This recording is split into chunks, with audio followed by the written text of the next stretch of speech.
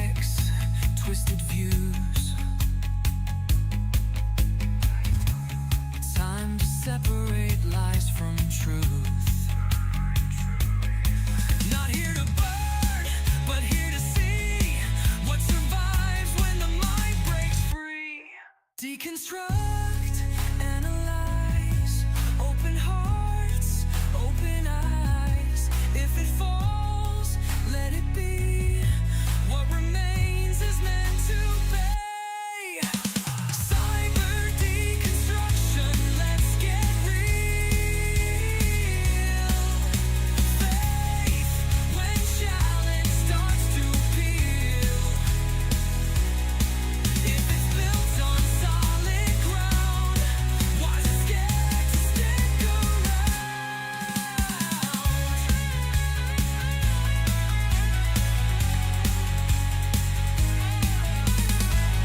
Not for hate, but for the wise. Truth won't shatter, only lies.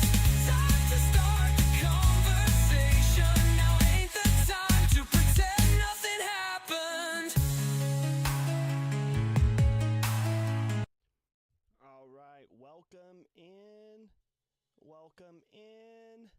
Just checking something, make sure I can be heard.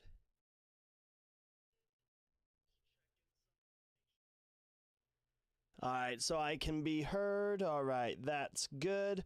Right now, we are only live. You know what? I'll be right back. I'm going to turn another light on real fast. All right, I'm back. Right now. Oh, I don't like that. Fix that. All right, so right now we are only live on YouTube. I got a banana for TikTok. Let me see if I can get some of these camera settings fixed. And we're in peak right now at work. So that's a little bit. Oh, that made me completely disappear.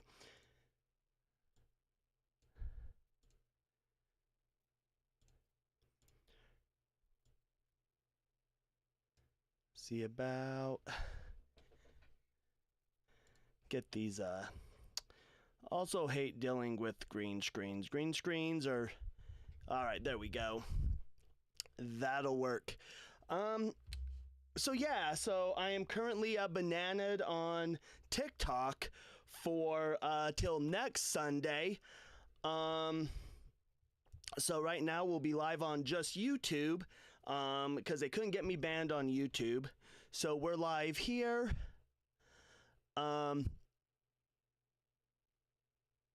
Does the sound suck right? Let me take a listen to that.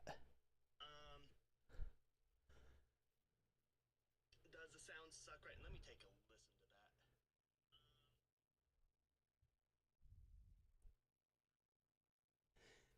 to that. I did have somebody donate a mic to me. But if I need to go back to my old mic, I will. But this is where we're at right now. So we do have the link, tinyurl.com/cd-guest. And let's give a big welcome back to Roly Poly. Roly is a good dear friend of mine, and they have been on a bit of a hiatus. But let's give Roly a big welcome back. And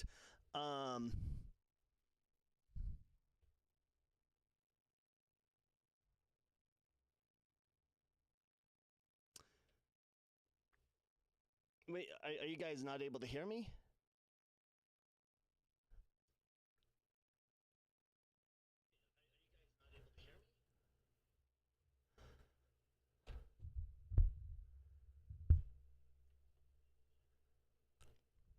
Okay, so they can. Well, let's see if we can get that fixed.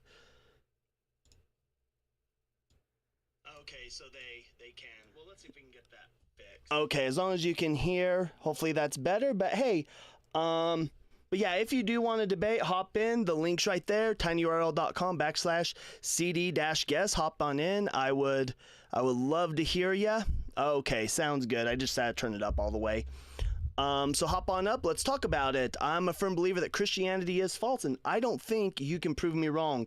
There's a bunch of things that we will definitely talk about. We'll talk about, we could talk about the historical Jesus, how the historical Jesus doesn't fit. We could talk about messianic prophecies, how those didn't happen. We can talk about anachronisms within the text. We can talk about contradictions found within the text. Well, David, if you do want to prove me wrong, there's a link right there, tinyurl.com/cd-guest. Hop in, I'll bring you up, and we can certainly talk about it. Give that a type. We'll talk about it. People will be able to hear you, and we can definitely chat about it. But you're going to need to hop on up and chat about it. But unless you hop in the box, you're not going to ever be able to prove me wrong. So hop on up. Let's hear about it.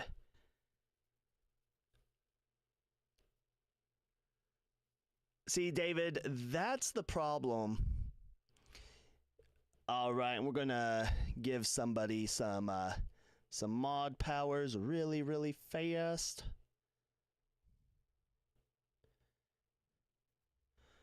But yeah, if you think you can, come on up. Nobody's been able to give me any good evidence yet. They've tried, they failed. How you doing, Cyphus? People have tried, they've failed miserably. So if you think you can, I don't know why you wouldn't hop up and try. It's not hard. I'm not big and scary. I'll listen. You just need to have some good arguments. Oh, we got Alec is coming on in. Let me get Alec brought on over. And Alec, are you there? I am. Can you hear me? All right, let me make sure they can hear you over here real quick. Alec, are you there? I am. Can you hear me? All right, we can hear you. We can hear you. And how old are you? I am 27 years old. How old are you, and what is your name? My name's Cyber. I am 39 years old, but Cyber's good. I guess I can give you my first. I'm cool with my first. My first name's Nick. I'm cool with that. Do you know what cyber means? Do you know the word origin of cyber? The word origin? Go ahead and tell me. Cyber refers to circuits. Cyber refers to circles. It does. Circuits. As a matter of fact, I can, it probably won't show up on camera, actually, so I won't do it. So, the name Cyber comes from because I'm part of the cyber goth subculture. So, I have cyber locks and stuff that, I'll eventually start wearing again, but we'll see. But are you a Christian? Well, let me figure out how to, I'm gonna mute you on this other tab, because I'm listening, right? And can I hear you really quick? Okay, beautiful. I would say that I am as much as anybody can claim they're a Christian, I'm a baptized Christian, yes. Well, let me rephrase it differently then, because I know with a lot of people, a lot of people are like, don't call me a Christian. I don't want to be called a Christian, whether it's because, Christ never taught a church or they don't like church. Do you believe that Jesus died and was resurrected for your sins? Absolutely. All right. So yeah, I guess my question for you is, what is your strongest argument or evidence that Jesus actually existed? Well, you made a reference to the historical Jesus, correct? Yes, I am a mythicist. I don't believe the historical Jesus existed. Sure, mythicist is... but okay, so we're talking about... So... This whole argument, you're looking for arguments. It seems like you're obsessed with arguments, right? Which Christianity does, yeah.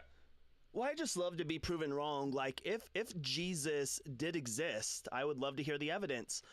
So far, all we've had is no contemporaneous evidence of Jesus. We have gospels that were originally written anonymously. They're not even things mentioned. That require faith. Correct. Things that require an amount of faith.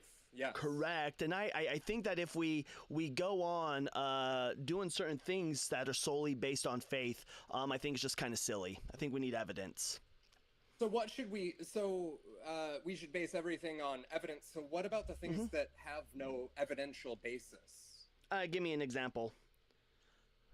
The things that people do that are irrational, even when we live in a society that lives to reward, quote, rational behaviors, we see a hierarchy that doesn't tend to reflect merit or moral good. We see that it has become a capitalist ocracy of sorts. Whereas I consider myself somewhat of a Christian socialist. That's a term That's that fair. I identify. Well, I think also, Jesus makes yeah. it pretty. I think Jesus makes it pretty clear that he was a socialist too. He didn't like capital either. Thank you. Thank you. I like to think I live in his footsteps. I'm sorry if I'm not mishearing you at the moment. Oh no! I'm not, I wasn't. You heard me. I was just. But my question is though, what is the evidence though of Jesus? Can you give me the evidence? That we live in a society where you can't really look left or right without seeing a cross, without seeing some evidence of the cross as, look, maybe a more symbolic cross of literally the separations between cells, what we are essentially, this cross of man and animal, of all these crosses, this dialectical nature that Jesus represents, this symbol that Jesus not even being the man's real name. Yahshua is a more historically maybe accurate name for this guy. Christ is also, in the same way we understand that Mahatma Gandhi was a name adopted. Mahatma is right. Mahatma means something like, it's an honorific. It's a savior title. Christ is a similar thing, in the same way that we have kings and we elect gods, even if they're in our own minds. Well, yeah, but I'm just curious though. How does this get us to Jesus though, right? Like we can have these connections, but I don't think those actually tie back to Jesus. I think what we're looking at is people seeing that crucifixion was a thing, and then we're seeing like we're using cross in a wrong term here. And hopefully that made it so that you guys can hear me better. I turned my volume up on OBS, so hopefully that makes so y'all can hear me a bit better. You put ones in the chat over on YouTube if you can hear me better. But I don't think this gives us any hard evidence that Jesus existed, right? In order for this what are to you mean looking for hard evidence, man? What are you looking for hard evidence?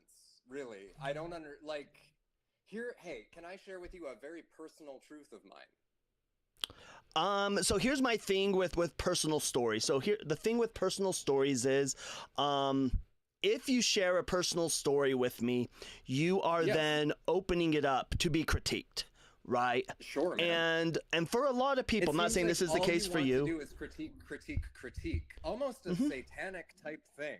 And well, no, it's not a satanic true thing. I think that we as a society do better when we believe in true things. What we have seen is that when we allow us to follow religions on faith alone, we see atrocities and horrific things happen. And what we see is that when people push back against the Bible, right, we see things like slavery getting abolished. One of the biggest misconceptions is Christians seem to think that Christianity was what started the slave abolition movement. It wasn't. It was French revolutionaries and Haitians that were atheists that started. Hey man, we're talking about Jesus. We're not talking about the Bible, all right? So shut up for a second. Okay? Well, you can keep getting mad, right? Yourself to So hold on, you can keep getting mad and you're muted right now. You have a big thing across your screen right now that said muted, right? So I'm going to go ahead and unmute you, but don't yell at me, right? So you're sitting there not able to provide me evidence, which is why I think you're starting to get emotional right now, because you're not able to provide the evidence. And yes, I do want the hard evidence, because I believe that we as a society do a whole lot better when we believe in true things and not fairy tales. So what is your evidence that Jesus existed? Go ahead. All right, dude.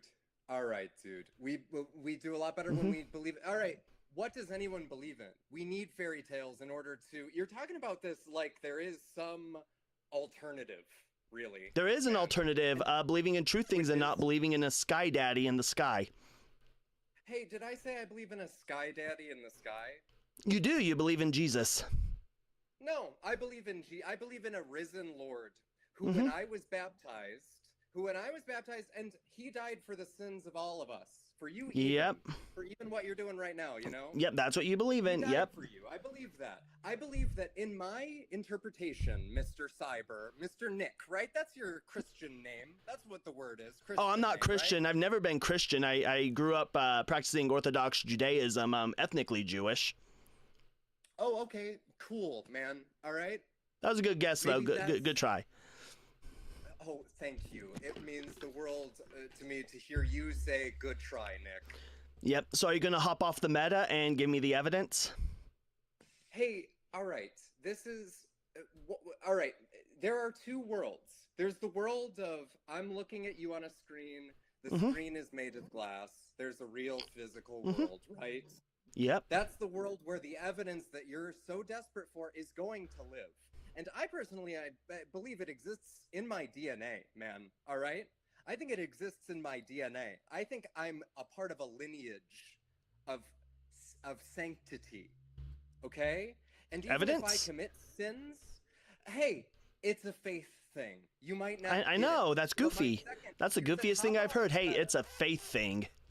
You said hop off the meta. I'm gonna share with you a philosophy of mine. Let's hear it. Okay, that we have a physical world, correct? And then there's a metaphysical world of the things beyond that we Evidence? can't quite articulate, that are, to say a word that I know you're going to take issue with, somewhat unknowable. Somewhat unknowable. Yeah, even by you, Nick. Even by you, Nick. Do you think you can know everything? No, I never purport that I could know everything. But let me then ask we you a finally question. agreed on something, Do Donnie. you believe though that like this world, this other world, Yeah. was created by like a mind that created everything? A mind is how we interpret things, right? A mind is how we can. God doesn't have a mind? Imagine. God doesn't have a mind? That is how I'm answering your question. is Does God have a saying that- mind? Look, God has many minds. God truly has as many minds as are in this chat. All right. So what's your definition of God? A generic definition, if you're talking about philosophy, a general definition that you'll see in philosophy would just be a mind that created everything. From there, we could get into, like, if you are Christian, we could get into the omni properties. But the basis, the general of what is a God is just a mind that created everything. Can we agree to that definition? I believe that here is my interpretation of a Christian reality, of a real Christ, of a real character, a human being of Christ who is quote unquote God and man, right? That's kind of an understanding of who Jesus Christ was. Yeshua, whatever names you want to use for these people, right? There have been also claimants of, reincarnate. Jesus is to me the one, right? He's an archetype, which we can say that these things don't. Can you say a concept doesn't exist? As soon as the concept exists, it somehow exists, even if in our minds. So I believe that somehow Jesus Christ, this character, this perfect man, this perfect human, who we all exist through him. I believe in that. I believe the words, the poetry of it. I do. He died for our sins. He made a sacrifice that allowed us to. Now you're playing noises, yeah? Are you playing noises? Nick, are you there? Yep, I'm here. Are you there? Are you here? I am here. So I believe that this person in time existed before everything. This idea of this person who would bring in these, you made reference to prophecies. You don't have to believe in anything, man. I don't care what you believe. Well, you're But I will speaking a tell lot you of the- Japanese right now, but you're not giving me any evidence. You're So using the a lot of, question, that I asked, and I'll ask it again, is. Steven Crowder-esque bullshit, man. And I've told you. Well, pretty hold real- on. So I'll just go back and ask the question again. Can we agree on a definition that a god is a mind that created everything? Can we just agree to that definition, or do you have another definition you want to give? Dude, no. Frankly, I didn't join this to debate a definition of God. I came in this because you're coming off like a guy who's got 2.79 thousand subscribers over this, and I take a little bit of issue of this. Well, I'm sorry you're getting your back blown out right now and you can't answer the question. So I'll just go ahead and give you some premises real quick. So, is this what you people who like this respect? Is this what you people who enjoy this like fucking like? That's why I got almost 200 people watching right now. Look at how just a line. Look at how his mouth is just a line. This dude is fucking. Look at this crash out right now. Listen to this Christian crash out right now. Can't even answer basic questions. Do you know where the phrase "What would Jesus do" comes from? Oh, I don't care where the phrase "What would Jesus do?" Because do you know what? Educate you, Nick? Hold on. So if you've read Mark 7, right? The Pharisees come to Jesus. I didn't read Mark 7, bitch. Well, that's not my fault. So what would Jesus do? In Mark 7, the Pharisees come to him and they're chastising him. What I'm doing right now. So hold on. Shh. Listen. Daddy's talking right now. Daddy. So they go to Jesus and they start chastising. Oh, and he left.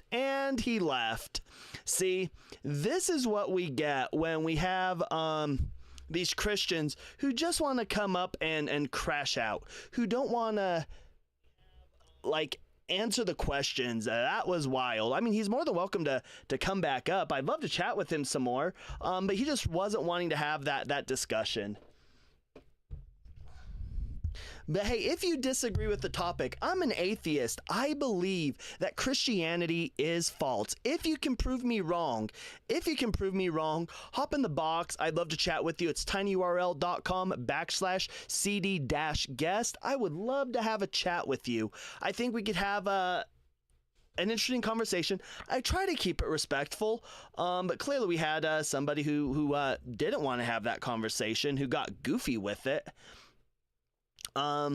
And so here we are. I'm going to test something real fast, though. Let me know if you guys hear a dial-up sound, like the old dial-up internet.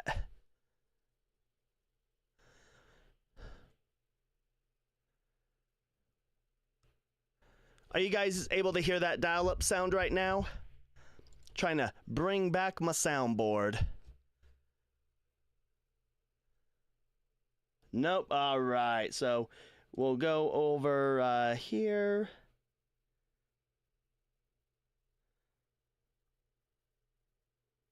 Let's check here. Let me know now. I'm going to play it again. Let me know now if you hear it.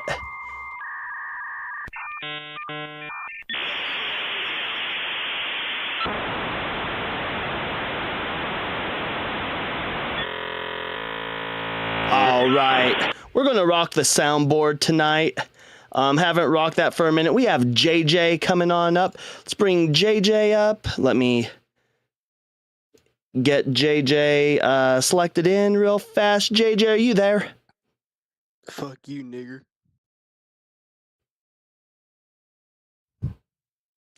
Well, that was goofy. Why y'all being racist? Like,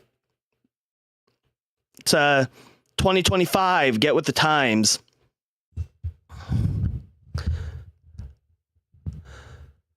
You can found all the evidence in all sides. There is no evidence. There's no evidence. There is zero evidence of the historical Jesus. There's zero evidence of him fulfilling any prophecies. There's zero evidence of the apostles even existing. There is zero evidence of Paul existing outside of Christian sources. There is zero evidence.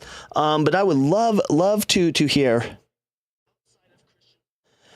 Do I run that Islam is false as well? I do. We talk about Muhammad, police be upon him all the time whenever Muslims want to come up. Because fun fact, even in Islam, they believe that Jesus was at least a prophet. So we do oftentimes get Muslims coming up here and debating.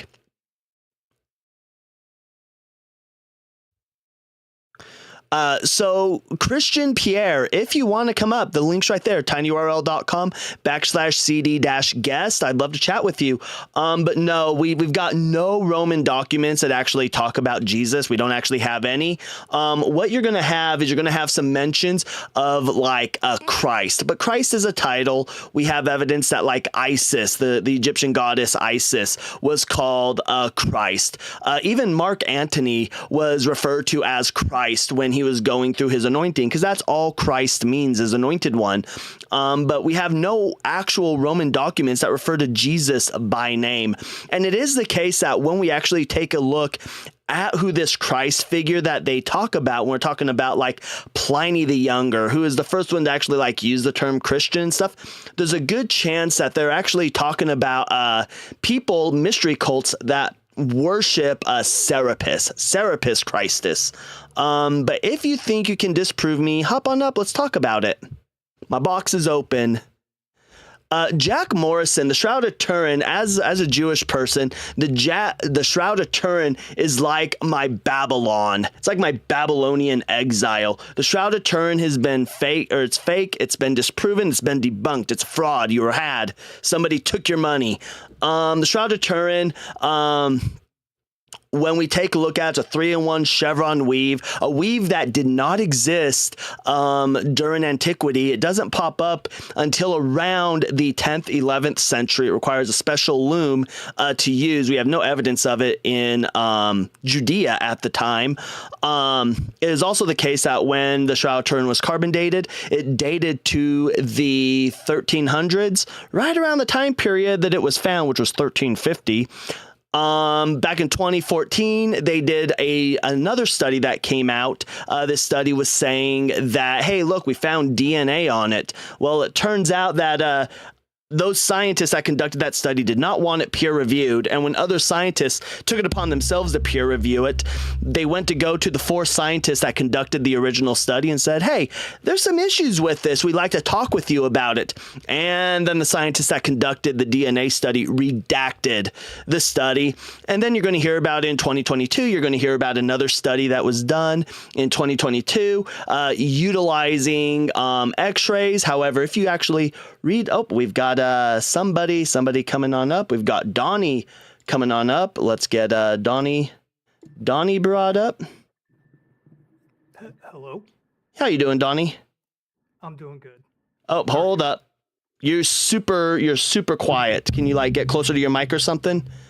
Is that any better? No, not even a little bit. One moment. Can you get some better technology? Check in stuff. Yeah, it's on your end. Can you all hear this guest chat? I can't hear him at all. Let me take a look at your audio. What are you using for your audio?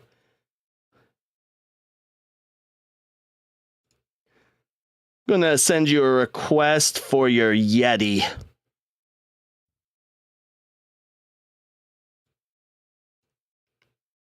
Donnie, are you there?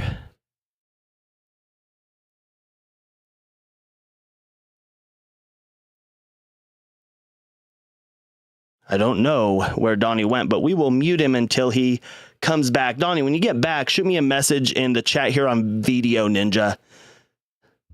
And Donnie left. We'll see if Donnie does come back.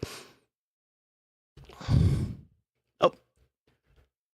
James Franco is back. We'll see if James Franco, we shall see if his who else is coming? Oh, Donnie's back. We're gonna bring Donnie up first. How you doing, Donnie? Good. Is this any better? Is my mic sounding good? That is better. I can hear you. How old are you? I'm 30 years old. And are you a Christian? I am. All right. And what is your strongest argument or evidence that Christianity is true? Well, I want to start with your claim that there are no Roman sources for Jesus having been a historical figure, because that's just plainly false. Yeah, give me some of them.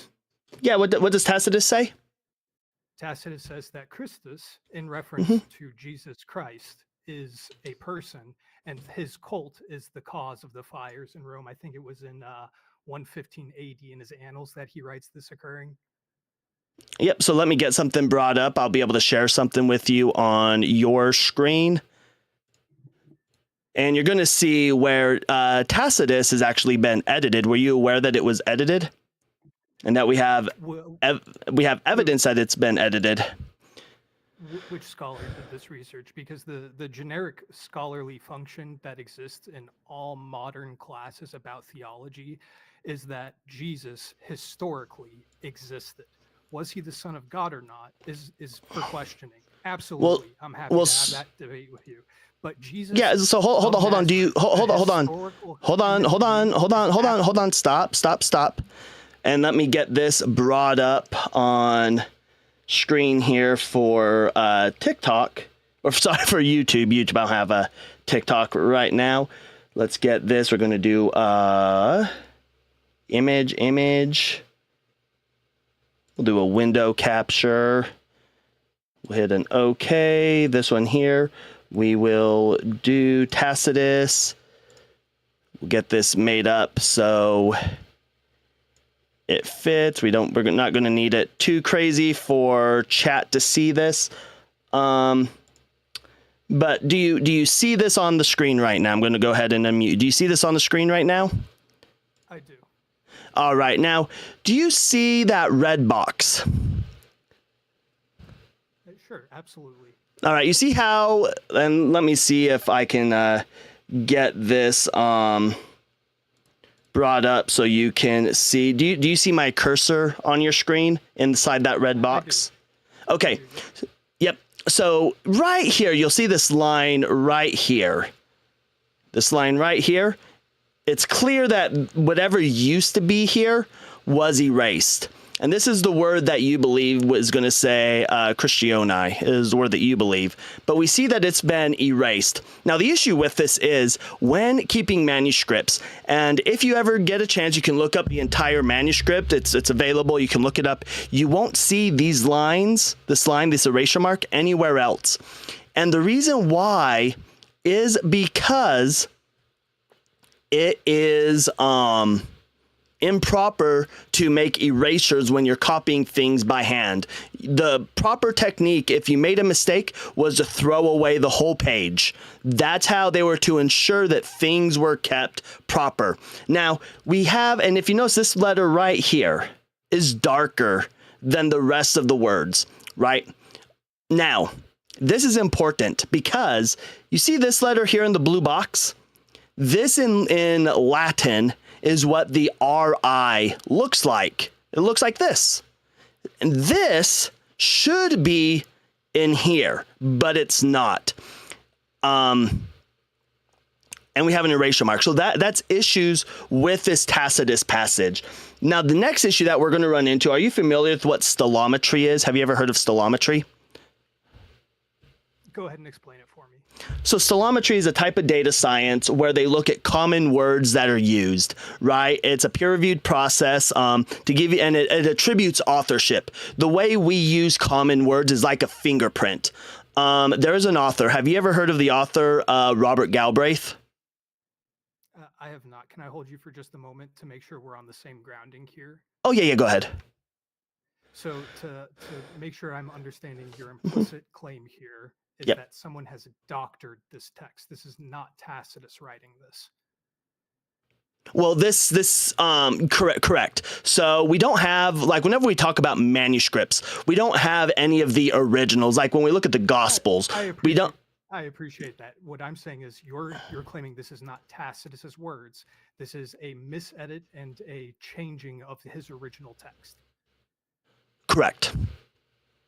And so what would your claim be as to what the original text is based off of this erasure mark?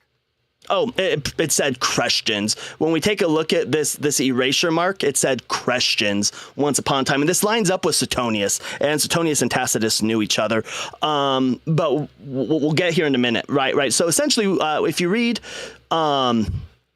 Suetonius writes about how there was a group of Jews that were being kicked out of Rome. They're being removed from Rome because they were doing abominable things at the command of Chrestus. And the way Suetonius writes about Chrestus is as if Chrestus is like a man on the ground. Think of it like there's a riot or a protest going on, and you have somebody with a blowhorn, right? That's how Suetonius talks about Chrestus. And it seems that Tacitus is just relaying that information. Now, the reason why I'm bringing up stilometry is it's the same passage that talks about somebody being crucified at the hands of Pontius Pilate. Now, the issue with this is that Tacitus calls him a procurator. Was Pilate a procurator or was he a prefect? I remember him to be a prefect. He was a prefect, but Tacitus, in his writing, in this very writing, it's actually below this, refers to him as a procurator. They are kind of similar, but they're different. Procurators, they were both like a governor type title, but a procurator was a governor that was within Roman lands. They had no military control, whereas a prefect was normally put in like the outskirts where they needed military. So prefects usually came from a military line. They came up in the military ranks. They knew how the military worked, and they were given a military garrison, right? They were given a legion or two. Procurators were not. They didn't need them. And procurators also did not need to come from a military background. Prefects did, though. But the reason why I'm bringing up stilometry is the part that actually starts talking about Pontius Pilate and all these things concerning the crucifixion is what's called an interpolation. And again, the way Can I hold you there for just a Yep, moment? go ahead. You clearly have a misunderstanding of what a prefect is. Do I? Yeah, a prefectus in the original Roman legion was many different ranks. It was an Mm-hmm. official of the legion. So he could be both. No. In the case of a prefect being a governor in the first century, this isn't the early legion. This isn't the early empire. We're going from the Republic, where what you're talking about, into the switch to a prefect. This is all the way through 27 BC. 27 BC, the prefectus system is in place. It's how they commission officers. It's like Oh, what buying a does? commission. Oh, we're talking about 80 here, my dude. We're talking about CE.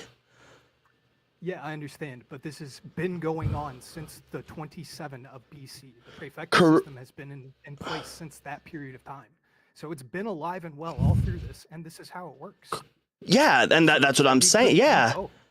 No, prefects. Is that if this other situation calls him a different job, he can be both. No, you can't. Prefects, in the case of this thing, he is a governor. We don't have any documentation. As a matter of fact, have you heard of the pilot stone? Not the pilot cycle, but the pilot stone.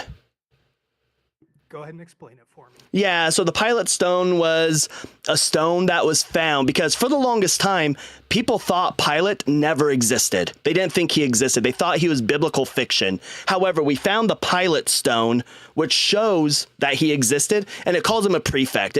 We have no documentation of him being a procurator. That doesn't exist. He's a prefect. Right, but my point is that you have a fundamental misunderstanding of what a prefect is, and so why should I believe your other claim? Oh yeah, because my claim fits within your claim. My claim states that a prefect comes from the military, whereas a procurator does not. So my statement fits well within your definition. So go ahead and define procurator for me then. Yeah, it's just a governor. Okay, so it's a governor. But they don't need. Yeah, but they don't need a. Yeah, they just. Hold on. I need you to stop and listen for a moment. I need you to understand where you just created A equals B equals Y for me. You just did that for me. I didn't. Yeah, well, so prefect is governor, and governor is procurator, right? It's both. If the word means the same thing, then it makes sense that it's interchangeable in this situation. You create. No. Okay, can you find me any documents? Hold on, can you find me any document that refers to Pilate as a procurator? I have this one, literally this one. In fact, the procurators themselves specifically did not have legions assigned under them. They didn't have legions assigned to them. Can They you handled give me money. on that? Oh, can I? Oh, I thought you knew this. Can you show me no, I'm asking you. I'm trying to come to common understanding because you're going to know things that I don't, right? So I don't really know what this other word is that you're talking about. So I'm asking you to define it, and you've defined it as governor for me, which is the same thing as a prefect in your mind. Yeah, so if you just take a look at Procurator Augusti, you'll see that they are financial appointed emperors, the financial officials appointed by emperors who were assigned to government positions, but they had no direct military authority, whereas prefects had direct military authority.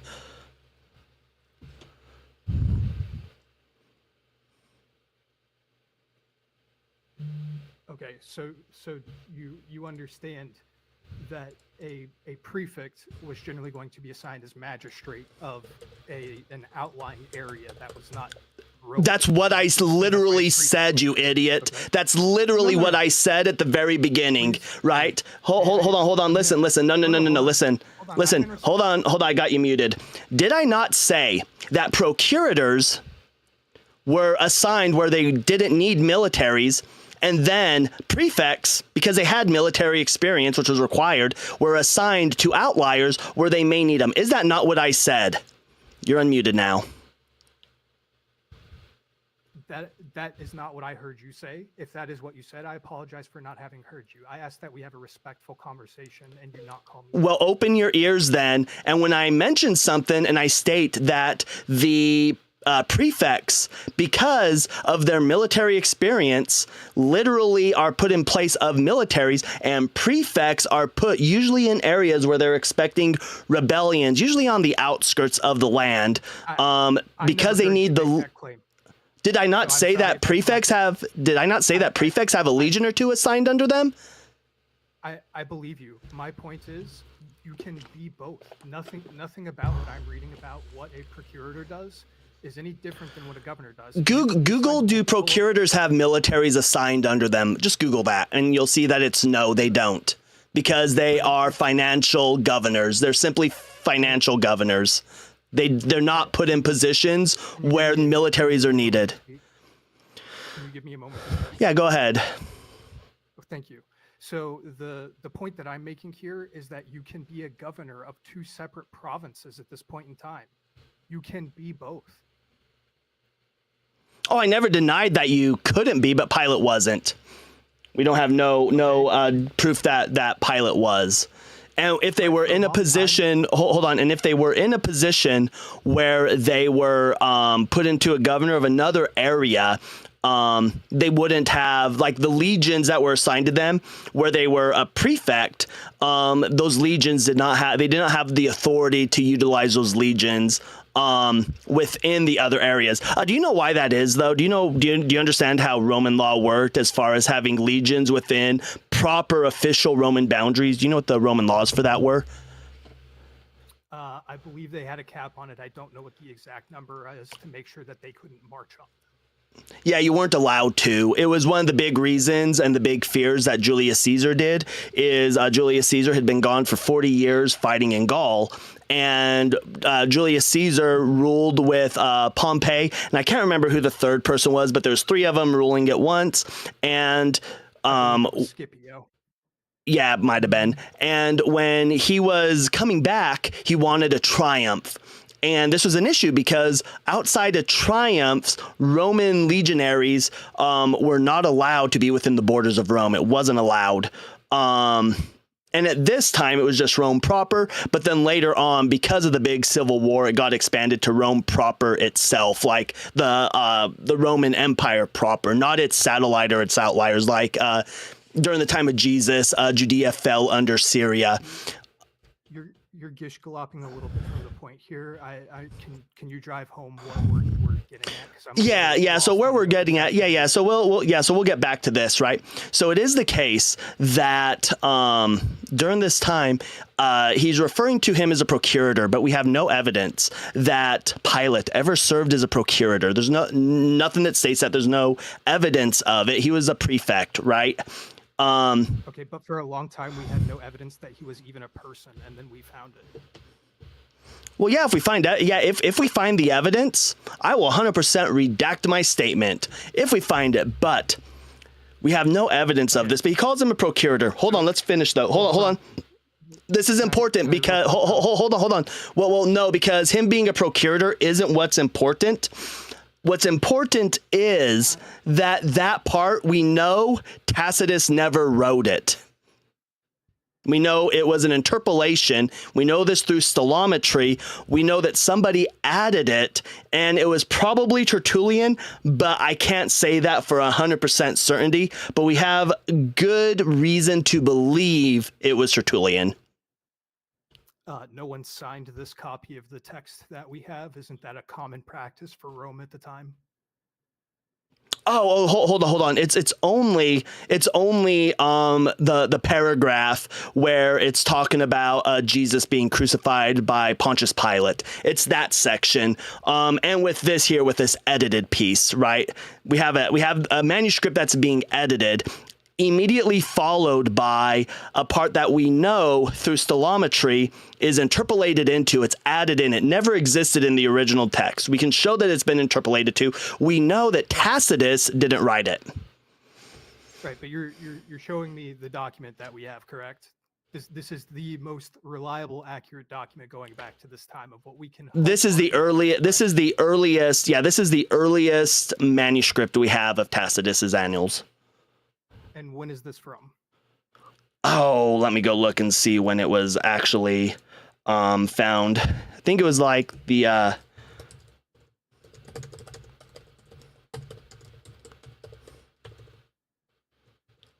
think it's from like the 9th or 10th century. Okay. Tacitus. So my understanding of keeping these types of manuscripts and doing it's dated to 10 to 1100 CE is when it's dated. Is it not attributed as to who did the transcription?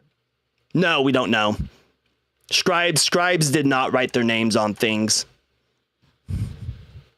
So we have a document that you claim is doctored because of we know it's doctored through stilometry. Well, hold on. You're making. I want to make sure that we're on the same page. Claims can be true or not. I want to make sure that I understand your claim. Yep. So the claim here is that this is not Tacitus's words because of a stilometry, which I have no real clue about. I'll believe it is accurate because I believe in the natural world and all of the science that goes along with that. So if there's a science behind this that we know it's been doctored, again, once upon a time, we didn't know that Pontius Pilate was a person, and now we have evidence of it. So we have a text that indicates that Jesus Christ was a person, and then that was interpolated into claim. Hold on. Let me point my position. Okay. We have a text that says Jesus Christ was a person, and we have evidence that Pontius Pilate was a person. There are, again, documents that claim Pontius Pilate crucified Jesus. Is that not a claim in sound following for you? The only documents that we have are the Gospels and Annals. There's no other documents that say anything about it. So you attribute Pontius Pilate as not being a literal historical figure then?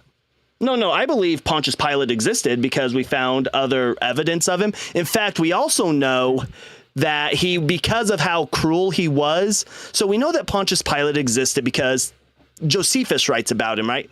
Josephus writes about him. And I'm we found the pilot stone. Well, we'll get into Josephus in a minute. Josephus doesn't. We'll get into Josephus in a minute. So let me talk about stellometry real quick. So what stellometry is data science. It uses a math formula, it's a distance formula, to attribute authorship. So the reason why I asked you if Robert Galbraith, if you knew who Robert Galbraith is, the reason why I asked you that is Robert Galbraith is a British author who has other works that is extremely popular. Keep in mind, her other writings are extremely popular. And this individual changed her writing style so drastically that she started writing crime fiction under the name Robert Galbraith. Now, people started to be like, hey, we're looking up this Robert Galbraith. We really like their work, their writing. And they couldn't find nothing about this Robert Galbraith. About the author was fake, all this stuff. So people ran stellometry on it, and they found out that Robert Galbraith is J.K. Rowling. It's J.K. Rowling. J.K. Rowling tried to keep it a secret. Her publisher tried to keep it a secret. And finally, she and her publisher had to come out and say, yes, that's me. She wanted to keep J.K. Rowling just associated with that. It's a specific science for analyzing writing style, not specifically how you write physically, but the word choice that you have and such. Correct. And the way, correct. Yes. And the way we write, hold on. And the way we write, and the way we write is unique to us. Well, this is important because she tried to change up her writing style. Crime fiction is a vast departure from the wizarding world. And even when we try to hide our writing style, it still comes out. Tracking me to the wizarding world. Can you get to the point? Yeah. So it's like a fingerprint. So when we take a look at Tacitus and Josephus, we'll take a look at Josephus. We see that there's interpolations. Now with Tacitus, the passage that talks about Pontius Pilate and Jesus, that was an interpolation. We don't know who it is. We just know that it wasn't Tacitus. Somebody added that. Probably in this manuscript. It was probably in that manuscript that I had up. Or that you can still see. Chat up here can't see. Because again, that's the earliest one. And we see the scribal error where they left the eraser mark. We believe modern scholars, it's an ongoing debate with historians now. Was it interpolated into, and was it Tertullian? The reason why they think it might have been Tertullian is because out of all of the church fathers who had access to annals, nobody mentioned this passage until Tertullian. Tertullian was the first one to say, and if you know, Tertullian was the one who put the Bible or put the New Testament and the Old Testament in Latin. He's the one who put it in Latin. He was the one who said, oh, look, Tacitus. Tacitus is talking about Jesus, but none of the other church fathers before him, none of them mention it. So do we know definitively if it was Tertullian? No. But we have good evidence, good reason to believe it was Tertullian that did it. Okay. So this brings me back to the core of our disagreement, which is Jesus is, by all historical accounts, a literal human who walked the earth. Forget the miracle part for just a moment, because that's the piece of the claim I'm cool with people not getting along with. But to say that Jesus was not a human being who walked the earth is a flag in the face of all of the writings and teachings that you're going off of right now. So what I want to point out to you is that him being a literal person, according to Tacitus, according to Josephus, are two sources outside of Christian theology that point to him being true, that refer to the man who made him unalive, crucified him. And yeah, let's talk about those sources. Yeah, let's well hold on. Let's talk about these sources then, right? So Tacitus, in interpolation, okay. I want to walk. Can I walk this problem back for you for a second? Because where we're going is trusting of census and sources. And so, what's your evidence for Alexander the Great? Prove to me that was a historical figure. Oh, yeah. So with Alexander the Great, did you know we have contemporary writings about him? Were you aware of that? Christians are taught that we don't. Alexander the Great is a huge talking point that Christians in their apologetics are taught, talk about Alexander the Great. There's no evidence of him. There is. His own historian writes about him. We have his obviously they're manuscripts, but we have manuscripts of his historian's writings. Do we have the first original one that for sure are the words of that person? No, manuscripts that have been transcribed. Hold on. You're misrepresenting my issue. My issue isn't transcribed manuscripts, right? If we're to find, like I said, Tacitus, the only reason why I even bring up the manuscript itself is because it was literally one scribal error that didn't get caught. Why? Because by the 10th and 11th century, they had got rid of destroy the manuscripts, right? They weren't doing that anymore by that time. How do I know that isn't true of the Alexander the Great's historian's manuscripts? How do I know that his words haven't been warped at this point? Oh, yeah, because when we take a look at his writings and we run them through stilometry, they pop up as his writings. Compared to other things, they pop up as one author. I'd be willing to bet that's not a true claim. If you can show me that happening, I will relent. But I don't think that you're going to see that to be true.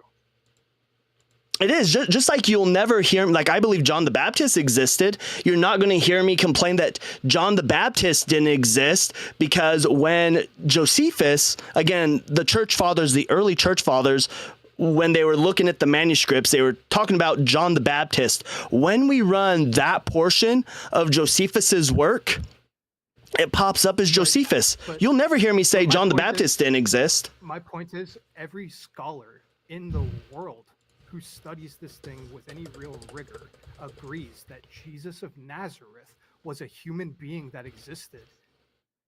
So hold on. So hold on.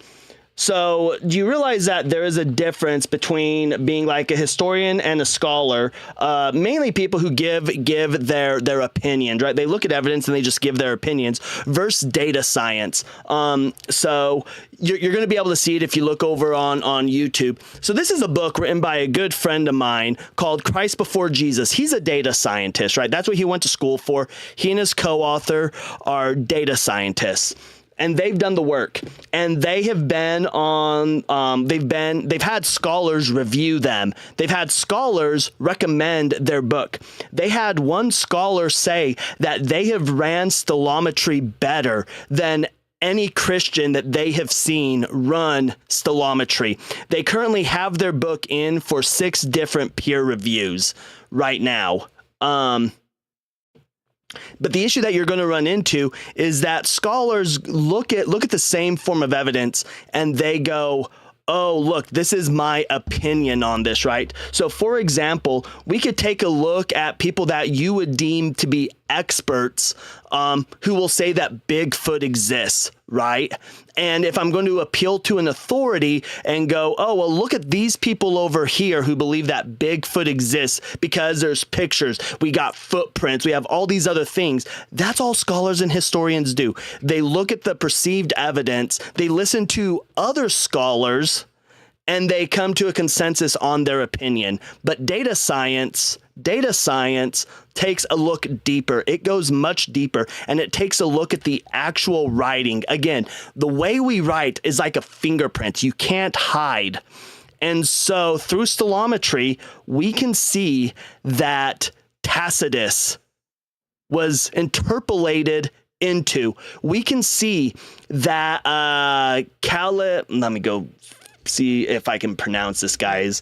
You keep pitching out the science, and I'm saying if I apply the same science to these other transcribed texts, we'd run into the same problem, and you've not shown me any counter evidence. No, when we take a look at, and his name is...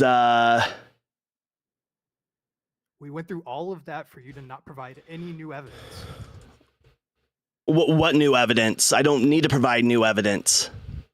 You haven't refuted my evidence. You're making a claim for a science, and I'm saying what happens when we throw other transcribed text through it? You need to provide me more evidence to show proof of this science. Oh yeah, it has Showing me it disagrees with Tacitus is not sufficient in this situation. I've asked you for one more precise. Oh yeah, you're starting. oh yeah, I gave. Oh, were you not listening? I gave you one earlier. J.K. Rowling. That's how we figured out who J.K. Rowling is. They ran Shakespeare. Stop, please stop and listen to my specific example that I'm asking you to provide. See, this is my problem with this type of debate, is that you're well, quit with the meta. Give me the question. You're unwilling to listen to the question. I've given. I'm listening. Answer the question again. Provide me evidence that this has been applied to same timeline historical texts, and it has showed consistency across authors. Oh, yeah, I could show that. They actually show it in their work. So, like, right here, we can see if this pops up on here. But here they're running things through the Septuagint, because this is what it'll run through. So we're running this is called a dendrogram. Let's see, who else do they ran Shakespeare. They have ran the book. I'll read it on my own time. If it's in there, I'll take it just to. Oh yeah, it's Christ Before Jesus. If you're into ebooks, if you like ebooks, it's like $3 on there. They ran the Church Fathers. They've ran Jesus, Jaron Wingo and Matthew Britt. I appreciate that. Thank you very much. So let's go back to the point about the specific writings and how your claim of Jesus not being historically accurate is based off of a view of the natural world that you're supporting with evidence that requires interpretation. We can agree that I might not be as good with the science stuff as you. In fact, let's make it a more real, literal example for just a moment. I'm in fact colorblind. I can't see colors. I have to take on faith every day when someone tells me something is a color. So at a certain point, it all boils down to faith, is my whole point with you. And that I can appreciate you being an agnostic atheist. You've looked at the evidence and drawn a conclusion. That's fair and fine. But you come at me like I'm a moron for looking at all the same evidence and coming to a different conclusion, and I find that a little bit standoffish. No. Hold on. What it is that I listen.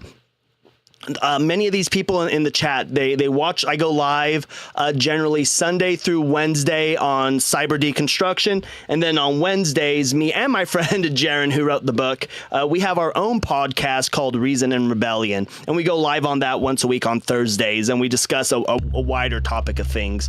But the issue that I have, and we were having a nice conversation, but the issue is that you're complaining and you're critiquing me for not listening, but I made it very clear early on when we were talking about Pilate, where I made it clear that prefects, and I even stated that sometimes they're given, a legion or two because they needed militaries where they were at. And for some reason, you didn't hear that.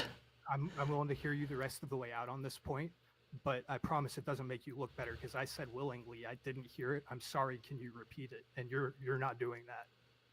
Well, no, it's the point is that I had said it, and I spent a good few minutes talking about that when you specifically asked me. I was responding to your question about what the differences was, and then I tell you the differences, and then we go on a 5-minute tangent of you saying no, just for you then to turn around and say, oh, look, right here, prefects were given militaries on the outskirts and I was like, that's what I've been saying this whole time.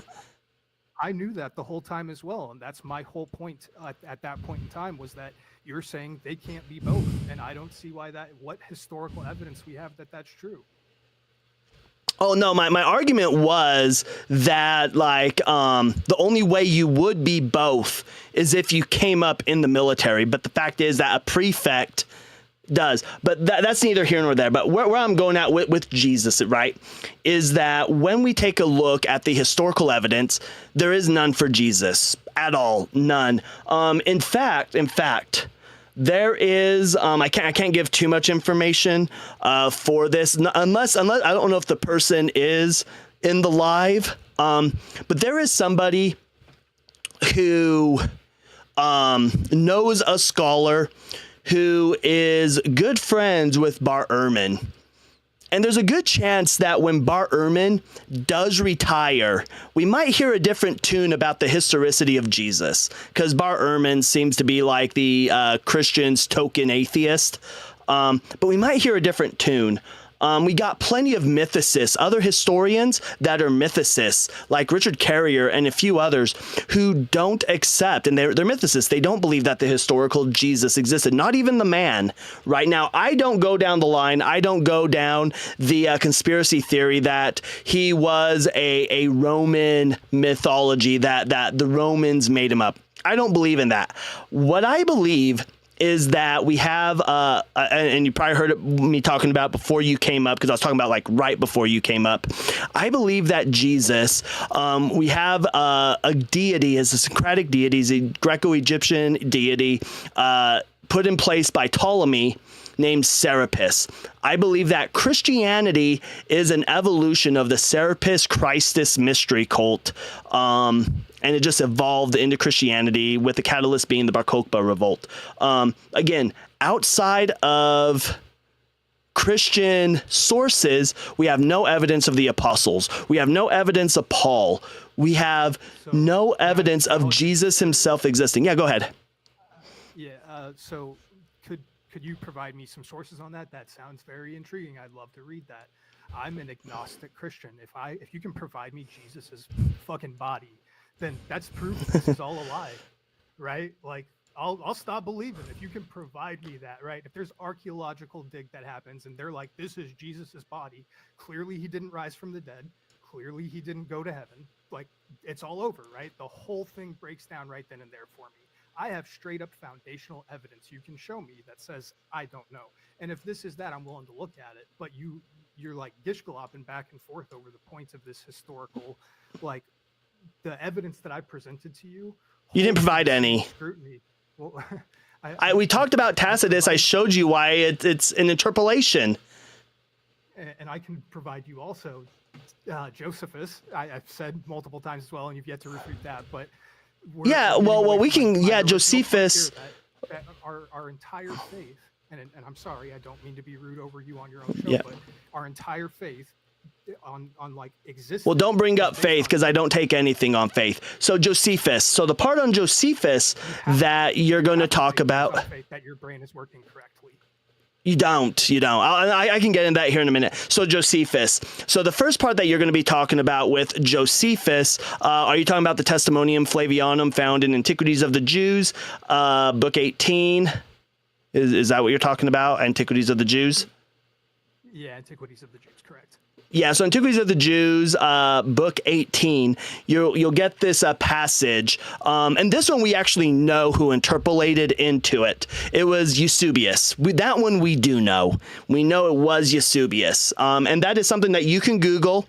You can ask, did Eusebius interpolate? And do you know, and I'm not trying to insult your intelligence here, a lot of people don't know what interpolation is. Do you know what an interpolation is?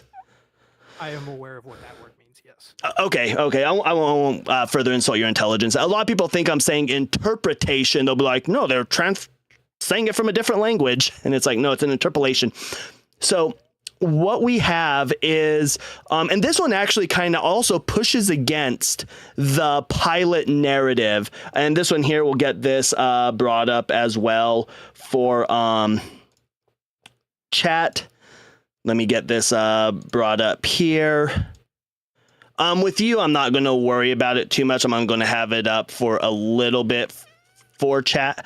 But what we have here is we have a part where Pilate is transferring water into Jerusalem. He's like diverting water into Jerusalem, and he's using money from the temple. And the Jewish people aren't happy about it. So they start rioting and casting reproaches on him. And he tells his soldiers, hey, I'm tired of this happening to me.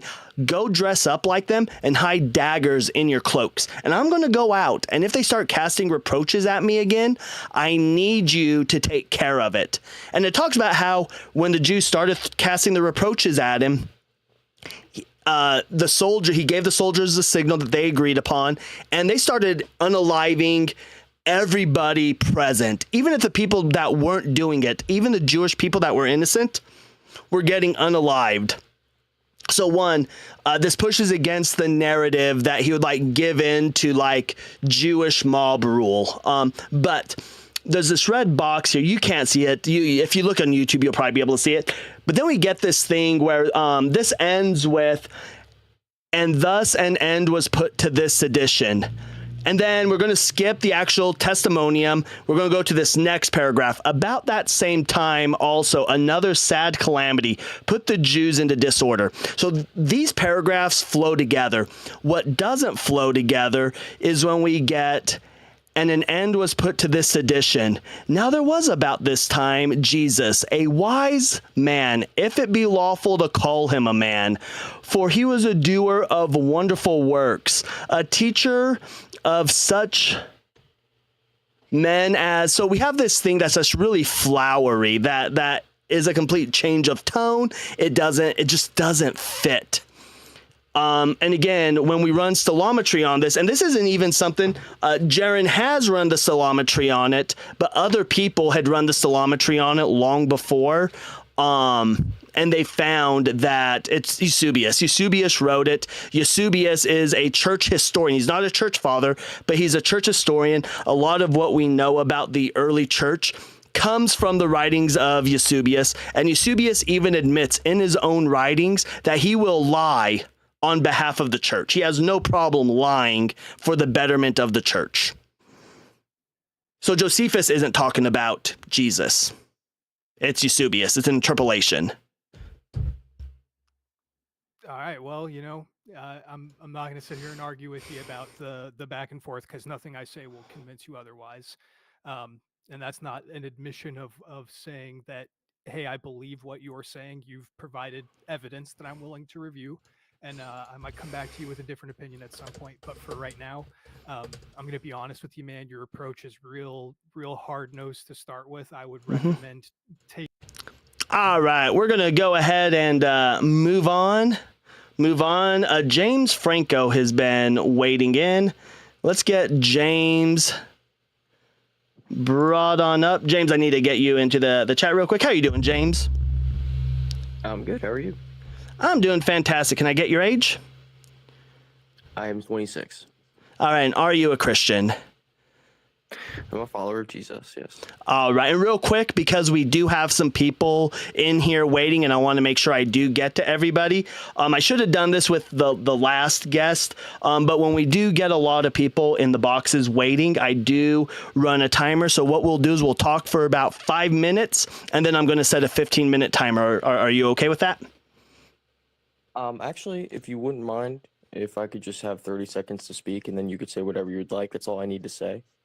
Okay. I'll give you a full 30 seconds to say whatever, or a full minute to say whatever you want. Go ahead. All right. Well, I think, first off... All right, we're going to go ahead and move on. If you're not here for a debate, then we're going to go. We're going to move up to next. Who me?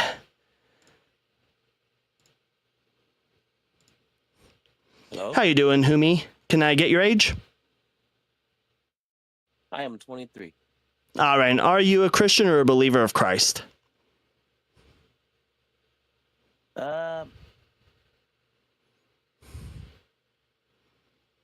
Well, I'm not a Christian, but yes, I am a believer in Christ. I'm a believer in Christ. Do you believe that Jesus died on a cross and was resurrected on the third day for the remission of your sins? Yes, sir. All right. What's your strongest argument or evidence that Christianity is true? Well, first off, I'm not here to really change your mind, but I would like to explain what I believe in, if that's okay. I just want the evidence. I don't need the meta. I just want the evidence that Christianity is true. Well, I mean, you have to decide for yourself if you want to believe that. I can't change your mind. You have to open yourself up to that. Oh, trust me, I've read the scriptures cover to cover. I've looked at the evidence. I've read what historians have said about him. I've looked at the prophecies, and I'm just not convinced. Oh, no. I'm not trying to convince you. I'm just trying to give maybe a better understanding, maybe a different point of view, if you would like to hear. If not, that's okay. Do you actually want to know what I really believe in? I heard Say you said his something about name like and atheist. he You probably appears. outside of the I believe in Joe Hendry. I believe in Joe Hendry. Listen, we're here for debates. I'm not here to be preached to. We're not here to bear a testimony. So we're going to go ahead and bring in Dassen Dance. Hopefully I pronounced that correctly. He's been patiently waiting. How you doing? Did I pronounce that correctly? It's literally D as in dance, but just call me Dassen. I know my name is frustrating. Okay, Dassen. All right. Hey, it's nice to meet you, man. I'm super excited about our conversation or debate. Is your name Joe? My name is not Joe. My name is Cyber, or you can call me Nick. Either one's fine. Cool to meet you, man. I was just listening to the conversations you were having, and I felt like you were really looking for good faith debate. I super respect that, bro. I try. And as you probably notice, I match energy, so. Fair enough. So yeah, I'm theist. I'm Christian. Are you atheist? I am an atheist. So a little background on me. I grew up practicing Orthodox Judaism. I took issue about when I was 16. I took issue with some of the slavery verses. So that's what started me deconstructing. And then as I started doing more studying, I came to a conclusion that there's just some issues with the historicity of Judaism. And so I did. I went in and I was like, I don't want to abandon faith in God altogether. I did. I looked into Christianity and I started reading into Matthew. I got about 3 to 4 chapters into Matthew, closed the book and said, that's goofy. And then I had to pick it back up when I went to school because I have a master's degree in theology.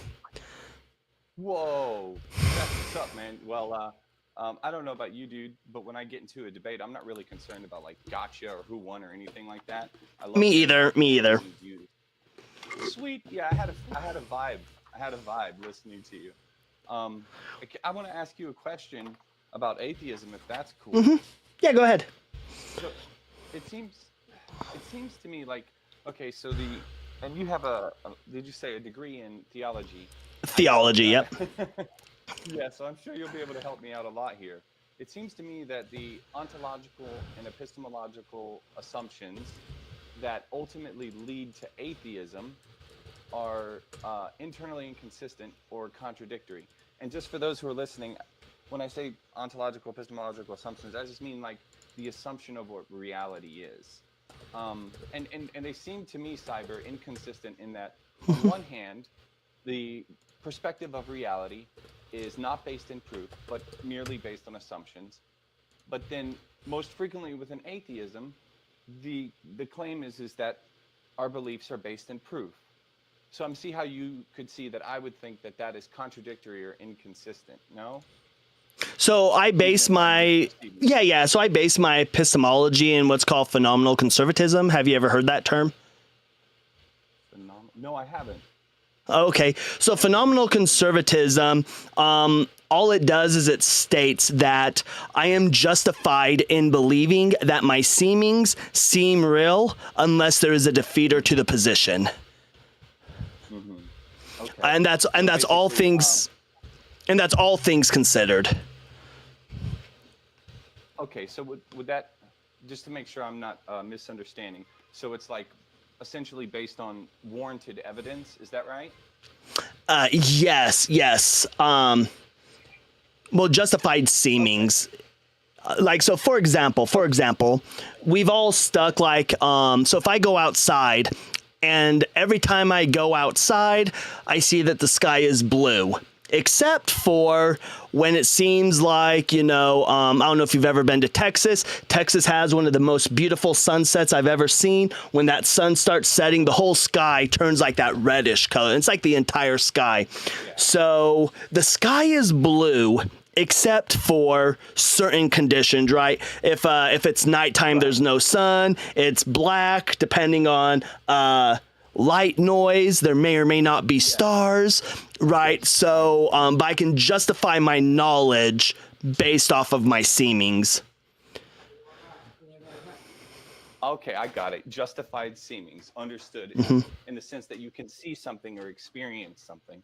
And in that case, you can at least determine that that thing you're seeing or experiencing is what reality is. Is that right? Yep, correct.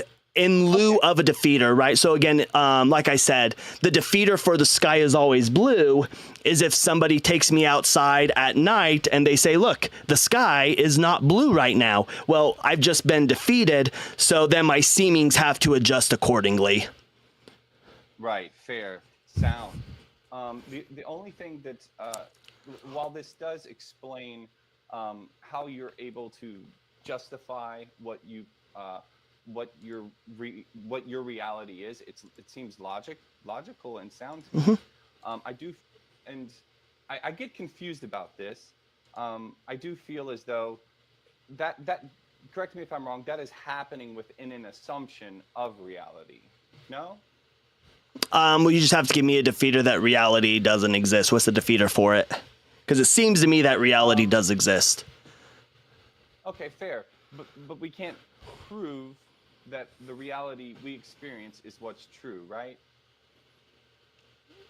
I certainly can, because again, I'm justified that my seemings seem to be real unless you provide a defeater. So I'm justified in believing that the reality that I experience, that you and I are talking, I am justified in this belief unless you can provide the defeater. That would make me no longer justified in believing that my seemings seem real. Okay, cool. I appreciate you helping me wrap my head around this. I am genuinely curious. Just a quick disclaimer. So my brother, he's atheist, right? Whether he's atheist or I'm theist, it doesn't matter to me.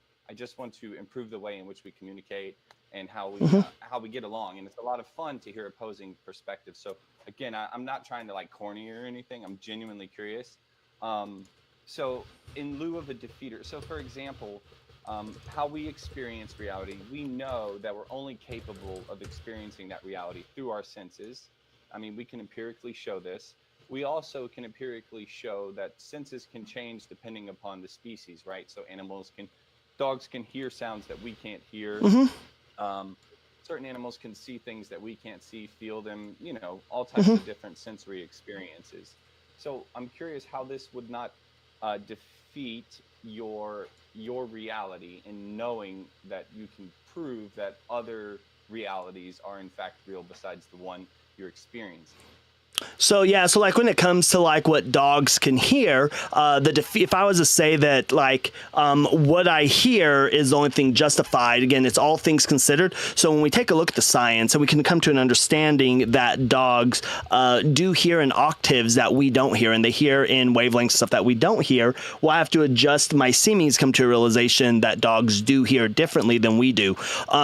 So the best way to describe phenomenal conservatism is that I can trust myself to gain knowledge, to utilize that knowledge, to utilize my senses and myself to learn. Again, in lieu of a defeater. So let's say we get somebody that has, say, like a mental disorder. If somebody's suffering from a mental disorder, well, we have a defeater for what their seemings may be. That mental disorder would be the defeater to what their seemings are. If you have, like the last guess, if you have somebody who's colorblind, who may only see, in his case, I'll just use his example where he doesn't see colors at all. Right. Well, he's known to be colorblind. That is the defeater to his argumentation that like shades of gray, black, and white are all that exists. These are all defeaters to this. So we can apply the ability to learn to gain more knowledge. Got it. Sorry, I didn't mean to interrupt you there. No, you're good. You're good. I just didn't want you to have to waste your breath, bro. No, you're good. You're good. So this is I want to share with you like my logic regarding theism relative to atheism. So it would seem to me that theism, unlike atheism, or the disbelief that there is a God, right? not necessarily a stance. But theism, and relative to that, theism and theists are grounded in faith, or in other words, their assumptions. It seems to me that when you look at a theistic framework, you can clearly see that anybody who's a theist is constantly aware that they don't know. So, for example, you can see that in the structure of the Bible, in stories of how even if they were to see the face of God, they would die. Or in that we know that God knows more than we could ever possibly know. So we're consistently grounding our views in the world of not knowing. Whereas, So let me ask you a question about that real quick. Can I push back on that? Yeah. So let's say we take, so you have your faith in a monotheistic God, correct? Yes. So what about somebody who say they practice, they're Hellenistic and they worship the Greek gods, right? But they have the exact same kind of faith that you have, right? So it seems we would have a contradiction when it comes to the truth here. So which deity actually exists? Because if it is faith alone, well, their faith is the exact same as your faith. So how do we know which one's true? Yes. Right. Okay. So I appreciate your pushback. It's actually very valuable to me. So, for example, there are other concepts or epistemologies that lead to different gods, right? And in some cases, multiple gods. There seems to be a wide variation of gods. I would definitely agree with that. In regards to why, in my scenario, being Christian, Jesus, the story of Jesus, the story of Christ is logically sound. It's valid. And it seems to me that the ontology and epistemology that leads to theism is sound and logical in that we're constantly aware of the fact that we don't know, that it is beyond our understanding. So the logic of Christianity is logic, is logical. The logic of theism is logical. And then when I go to atheism, I understand you're a phenomenal Conservative. Phenomenal conservatist. Yes, conservative.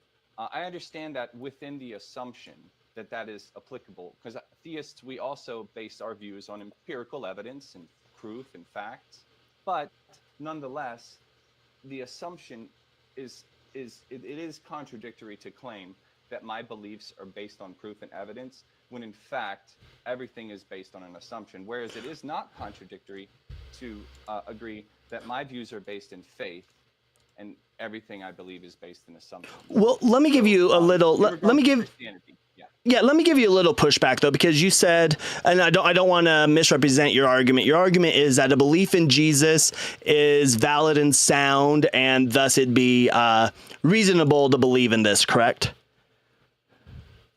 Yes. Okay, and a core belief, again, I don't want to misrepresent the belief, a core belief, at least for you, would be that the crucifixion, the atonement, i.e. the garden, the cross, and the resurrection are necessary, correct? For the salvation of humans, to save us from Adam and Eve's original sin, correct? Yes. Okay, so let's put some pushback on that, if I may. And you've been talking a lot about logic. So I'm assuming you're familiar with how syllogisms work, correct? I'm learning about logic. I imagine you're more familiar than me. Okay, so the way syllogisms work is I'm going to have a conclusion. My conclusion is Jesus's death is unnecessary. So I'm going to give you a series of 6 premises. So if the premises follow, if they go through, and whenever you give premises, you don't ever ask them in questions, they're statements, but I'm just going to ask them to you in the form of a question. And then pretty much I'm going to say, do you agree or disagree? If you disagree, you can ask me to justify why I say, like, premise 1, the sky is blue. You can say, I don't agree with that. Give me justification for that. Or if you just say, I just disagree, and then you need to provide the reason for why you disagree. But the premises, you can argue. Go ahead. A syllogism is an argument, essentially. Yes, yeah, correct. Yeah, it uses deductive reasoning to arrive at a conclusion based on at least two premises, right? But you can argue with the premises, but you cannot argue with the conclusion. If the premises go through, the conclusion just automatically follows. So premise one, So premise one is all choices are either necessary or unnecessary. Okay, got it. Okay, necessary choices could not have been any other way. Meaning, if like I want to survive, I have to eat. Eating is necessary for me to continue living. If I don't eat, I unalive. So necessary choices could not have been any other way. That's the premise two. Okay, so all choices are unnecessary or necessary. That's premise one. And premise two is necessary choices could not be any other way. Correct. Okay. Premise three. Premise one. Okay. Yep. Premise three, any decision made by an all-powerful being is by definition unnecessary because all-powerful beings lack constraints. I'm actually writing it down as you tell it to me. No, that's good. That's good. I'm glad you are. What bothers me is when people don't write them down and then they're like, and then they can't even remember what your premise. So I appreciate you writing it out. Let's definitely give Dassen, Dasin. Let's give Dassen some massive W's. That's impressive. Thanks, bro. And I missed that. So decisions made by all powerful beings is by definition unnecessary. And then it's just like a side note because all powerful beings lack constraints. Got it. Is by definition unnecessary because all powerful beings lack constraints. Okay. Yep. Got it. God is an all powerful being. Got it. Premise 5, every decision made by God is unnecessary, i.e. it's just desired. Premise 6, God decided that Jesus, or if you're a Trinitarian, that he would come down in human form and would sacrifice for people's sins. But it's God decided that this would happen. Thus the conclusion is... go ahead. Go ahead.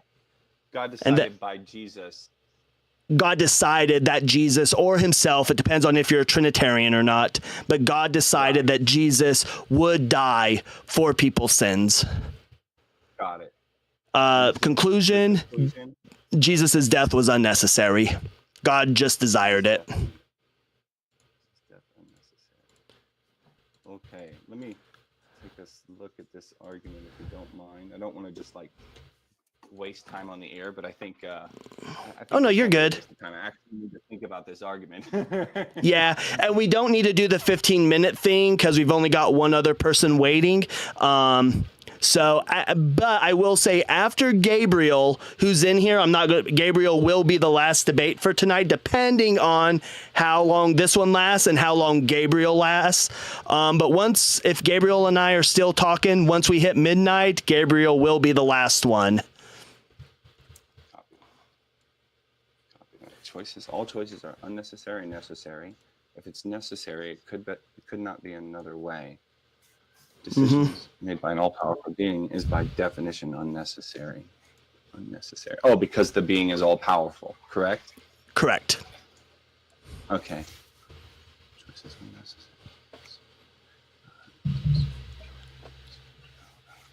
are not necessary. Okay. God is all-powerful. Yes. Decisions. God is all-powerful. Decisions unneeded. Decisions made by... Would you be so kind as to highlight point 5 for me once more? I appreciate your patience, dude. Yeah, not a problem. Every decision made by God is unnecessary, i.e. just desired. Desire, i.e. desire. Okay. Desire. God decided that Jesus would die. Therefore, Jesus' death was unnecessary. Oh, okay. I see. Well, okay. So my question for you then would be, insofar as we can understand anything logical. I'm sorry, one moment. Rest in peace, chat's earbuds right now. Okay, sorry guys. No, I'm just giving you a hard time. My bad, bro. I had to correct that. Rest in peace, chat earbuds right now. Solid. So I think if I understand correctly, what you're saying is essentially that, like, there was, as far as Christianity is concerned relative to other religions, there was no necessity for Jesus to die, in that God is all powerful, so there's no need for it. He could have done it other ways. Yeah, he could have literally. Oh, go ahead. But ultimately, he did this out of desire. Correct. Yeah, it could be the case where he said, "Hey, what I need you to do is, if you're sincerely sorry, if you're sincerely repentant, for these little sins, go stub your big toe X amount times. But for these bigger sins, I need you to go stub your little toe. Like, you need to go and kick a rock with that pinky toe of yours as hard as you possibly can." Right? No human sacrifice required. Okay. Or it is fully within God's capability to say, "Hey, I'm going to know your heart. I'm going to know whether or not you are truly remorseful. And if you are truly remorseful, I'm going to snap my finger. You'll be forgiven. Yeah. But if you are not truly remorseful, a lake of fire, right to the lake of fire." Right. No human sacrifice. Yeah. No human sacrifice required. Straight to the lake of fire. I like that. That reminded me of a meme I saw online. So, okay, but insofar as logic is sound and valid in our capacity to understand, I don't think that you would disagree with me if I were to say that, in fact, there are things that in our human capacity, we will never be able to understand or experience. There are powers we'll never be able to have unless we transform into something other than human, right? Well, the only issue that you're going to have if you take that stance is you're then putting a limit on God's power. So it's either you believe that God is all powerful and that, or you believe that he's not. And like, for example, I mentioned to you that I grew up practicing Orthodox Judaism. If you were to go ask us as Jews, if you're say, is God all powerful? The way we would explain it is, no, God is maximally powerful. And what that means, and keep in mind, in Judaism, we don't believe in hell. Like, everybody goes to heaven. It just, depending on how bad your sin is, you might spend like a calendar year in Geonim getting purified. But then you go back to the fold. And so when we say God is maximally powerful, this would be the case of... by God being maximally powerful, there could be things that we just couldn't fathom God doing, and because we're human, but maybe there is something that God just can't do. We just think he's all powerful because that's what we witness. Right. Okay, but within the hypothetical... Sorry. Oh, yeah, go ahead. Within the hypothetical of the Christian God in this context, the God is all-powerful, all-knowing, timeless, and all-loving. So wouldn't it be a fallacy to assume that we would then therefore know as much as God would? No. What I'm saying is, in your worldview, if you try to state that we just don't understand God, you're definitionally putting him in a box. You're limiting his power then, right? Because usually what most Christians will say, I'm not saying you, but the argument that we get is, well, we don't know. It could be the case that God was required to do a blood sacrifice, but that limits God's power. That's putting a constraint on God. I feel in this case, if I haven't misunderstood what you said, it's not necessarily that we're limiting God. We're just understanding our own limitations, right? Because we can't both claim that God is all powerful and at the same time, or all knowing, but at the same time that we are all knowing. So we have to put ourselves in that box, unless misunderstood No. I acknowledge that no matter what deities you worship, as a matter of fact, I lie to a lot of people. I actually worship the rock god Doug, and I know this because of his son Rocky. It's the first rock apostle. This is the rock that Doug threw. It is the rock that Paul fell and hit his head on and got concussed, and we got the gospel through divine concussment. I love it, dude. Oh my gosh, you actually have the oh, dude. Gnarly, bro. Gnarly. Yeah, if you want more of that lore, follow my good friend Deconstruction Zone. My good friend Justin. That's his thing. Right now he's off the lives for a little bit because summer things going on with his personal life with him and his family. Spending time with his family during the summer. I watched him. Yeah, so if you ever hear him, just to be clear, I am theist. I know. I don't want you to think that the audience. Sometimes I find people tend to think that I'm atheist based on my relationships. My brother is atheist. Deconstruction Zone. Yeah, he's a cool guy. Yeah, he's a good friend of mine. Things going well with his family. Yeah. Oh, no. Things are good. Things are good. It's nothing negative. It's just during the summer, school's out. He spends time with his family. So things are good with his family. But no, he's a good friend of mine. I was going to say, if you haven't, but if you want more Doug, Sharon Stone, and Rocky lore between mine and his lives, that's where you get the lore. Because this is the son of Doug and Sharon Stone. Okay. Yeah. So no. I have a theory I I'll want to share with you. Oh, go ahead. A fun theory. I believe that atheists live in, they've walked through the wardrobe into the world of Narnia and now live there. Depending That's upon fair. what type of atheist. Look. Cheers, man. This is, wow. I would very reasonable. I would rather, I ain't gonna lie, I would rather live in Narnia than be in heaven with some of the cuckoos that think they're going to be up there. Oh, yeah. No, it's true. There's a lot of misrepresentations of see, here's the thing about the Bible that bugs me amongst my own community. And I think you may agree with me that if there's anyone you find frustrating more so than someone who completely disagrees with you, it's someone who claims to agree with you and then they go out and completely misrepresent everything you stand for. Yeah. Look, all I'm saying is I don't want to be in a heaven where there's Mormons. I hear you, man. I hear you. But anyways, let's get back on topic though. So all I'm saying is that when we say that we just can't know God's actions, as a theist, you just have to be careful when you're wording that to ensure that you're not wording it in a way that implies that you're putting a limit on God. Fair. But wouldn't it be the same argument to say that we can't know God's actions that every human has to make and that we can't prove reality? Well, proven reality, though, isn't we can talk about that here in a little bit, but disproving reality isn't in this argument. So we can talk about reality here in a minute.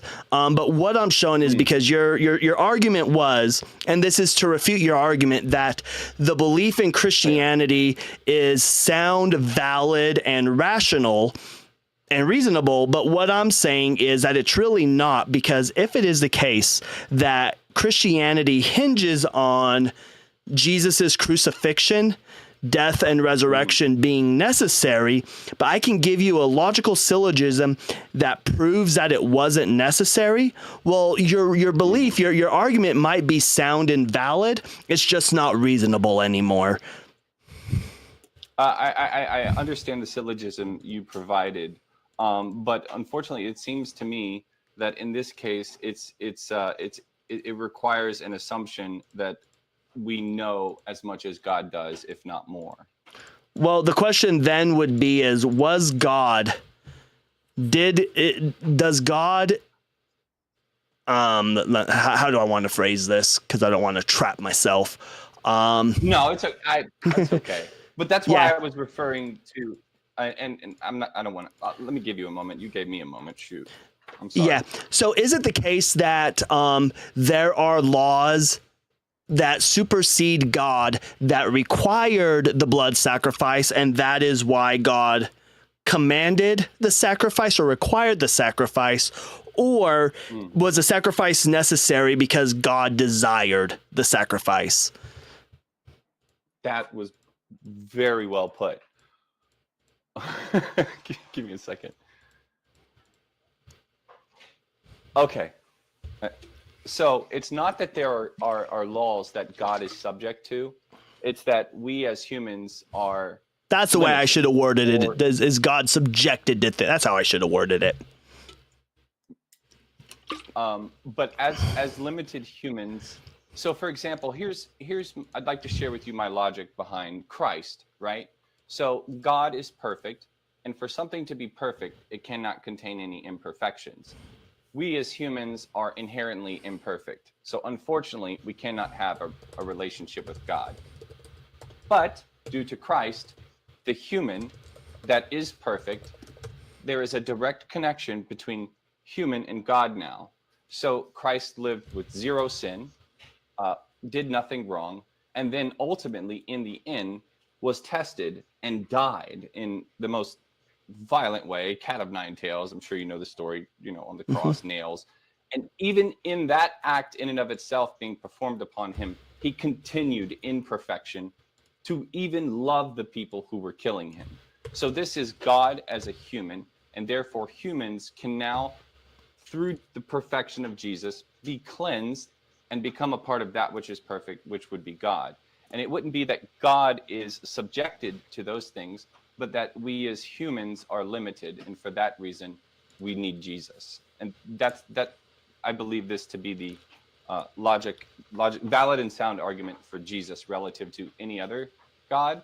And then for the theistic argument, in that it is based in the reality of not knowing, to also be sound and valid in that respect, relative to claiming beliefs are based on proof. So just to make sure,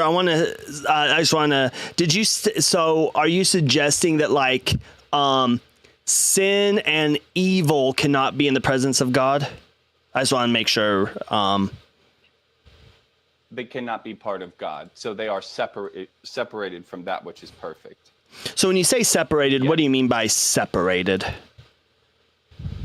They are not a part of God. God is void of that. Can it be around God?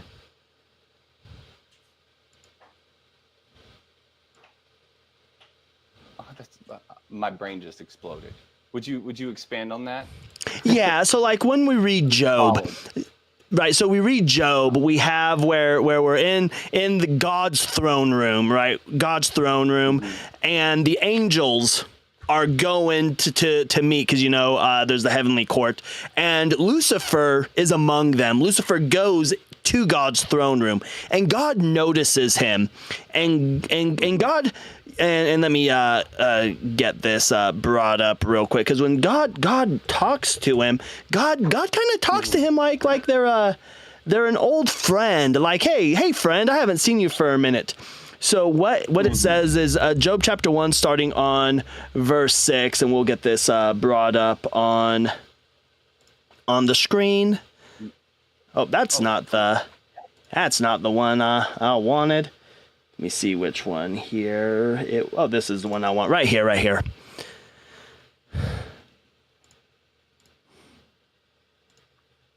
So, what it says is, on the day the heavenly beings came to present themselves before the Lord, and the accuser, who is Satan, when you go down here, Hebrew, Satan, and the accuser also came among them.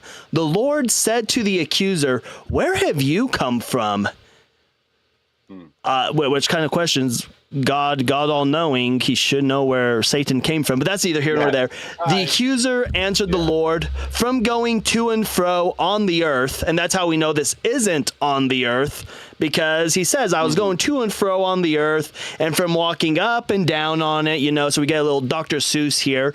I was walking to and fro on the earth, walking up and down. And the Lord said to the accuser, now this is what's important too. The Lord says to the accuser, "Hey, have you met Job?" So God initiates the whole thing. But where I'm going at with this shows that, like, I have no reason to believe that evil cannot be in the presence of God. We see plenty of times throughout the Old Testament where Satan is with God. We even have Satan in the New Testament literally transporting Jesus all over the place, trying to tempt him, right? And I think if you're a Trinitarian, I think that gives you kind of an issue with the idea that evil cannot be in the presence of God.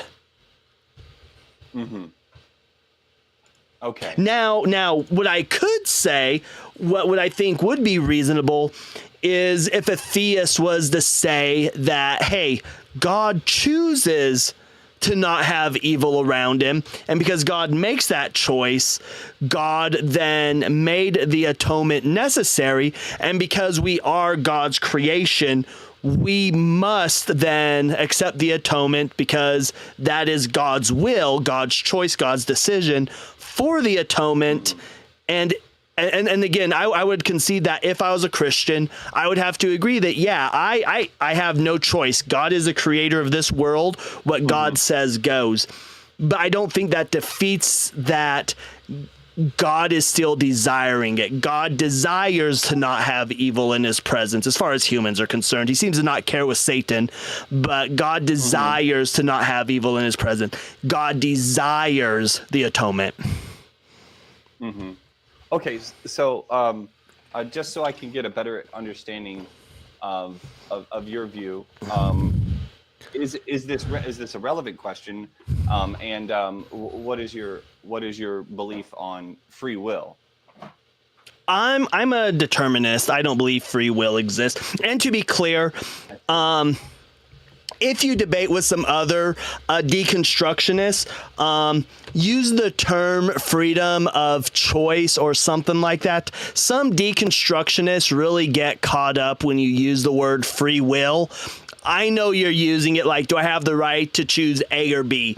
But a lot of them will take it down the road of, well, free will doesn't exist. I can't choose to fly if I want to. I can't shoot laser beams from my eyeballs. But no, I'm a determinist. So what that is that I believe that every choice, and there's been studies done on it, every choice that we make is just an illusion. It's just an illusion. But I even think under the Christian worldview, if God is all-knowing, and it seems that Romans supports this as well, if God is all-knowing, even us, let's say I was a Christian, even under a Christian worldview, free will is just an illusion. God already, like in your worldview, God already knows if I'm going to heaven or hell. God already knows that. And there is nothing that I can do at all to change that because God already knows my outcome. Okay, I'm gonna push back a little harder now, because I know you enjoy a good debate, so I don't want to bore you. Yeah, go ahead. So as far as the ontological and epistemological assumptions of atheism not being based in proof, would you agree with me if I were to say that your beliefs are not based in proof, or disagree? No, I believe proof can come in the form of logical, and come in the form of logic. I believe logic is proof and evidence. Okay, so would you be able to prove then that we're not, and I'm sure you've heard this before, a brain in a vat, or that we don't live in the matrix?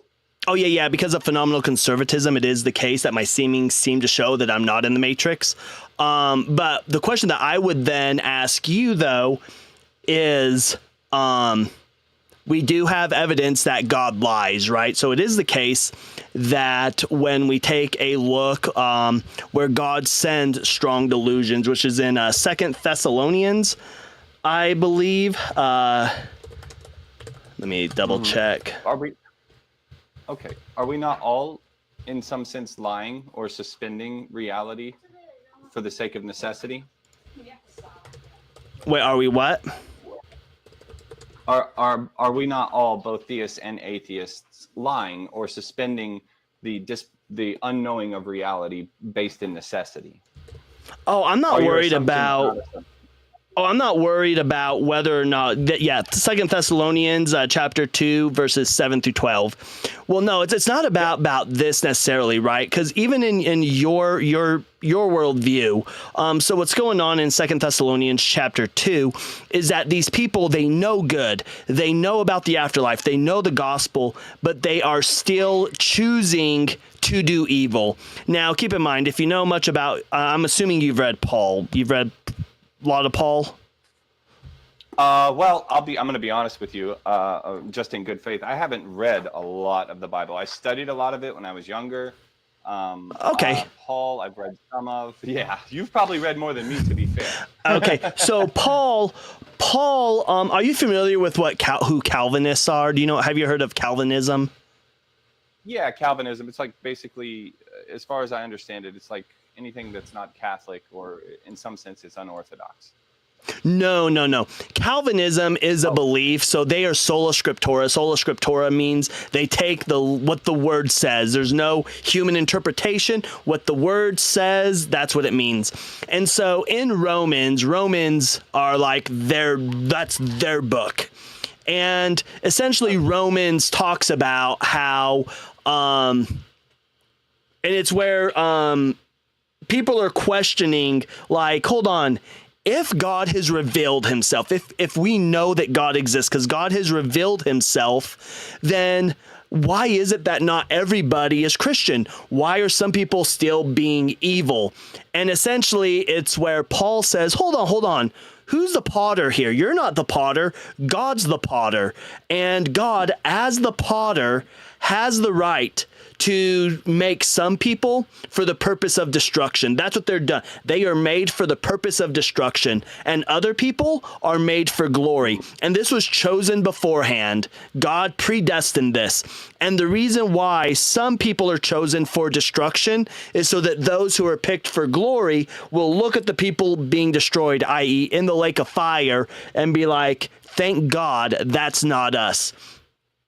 So that's the important part. But Second Thessalonians builds on this. So in Second Thessalonians, we have people who have rejected evil, and we'll just read this for them. And let me put this up on screen real quick. So this one here says, for the mysteries of lawlessness is already at work, but only let me make sure. I use NRSVUE. If you ever go like to Bible school, seminary, theology school, you're going to be given an NRSVUE to read. If you have a KJV, they're going to take that out of your hand. You're going to go do a KJV burning in the back afterwards. Oh my gosh. But for the mystery of the lawlessness is already at work, but only until the one who now restrains it is removed, and the lawless one will be revealed, whom the Lord Jesus will destroy with the breath of his mouth, annihilating him by the manifestation of his coming. The coming of the lawless one is apparent in the workings of Satan, who uses all power, signs, lying wonders, and every kind of wicked deception for those who are perishing. And here's the key part, because they refused to love the truth and be saved. So it's suggesting that they know the truth, but they're refusing it. They're completely rejecting it. They're refusing it. And then it says, for this reason, God sends them a powerful delusion, leading them to believe what is false. So this is where God is sending them a lie. God is lying to them so that they think that they're refusing because of their refusal to love the truth and be saved is the right thing to do. They are believing that this is the good thing to do. This is a powerful delusion that God is sending them. And why does he do this? So that all who have not believed the truth but took pleasure in righteousness will be condemned. And this kind of goes back to what Paul says in Romans. You jump in here if you don't mind. Yeah, go ahead. Cool, dude.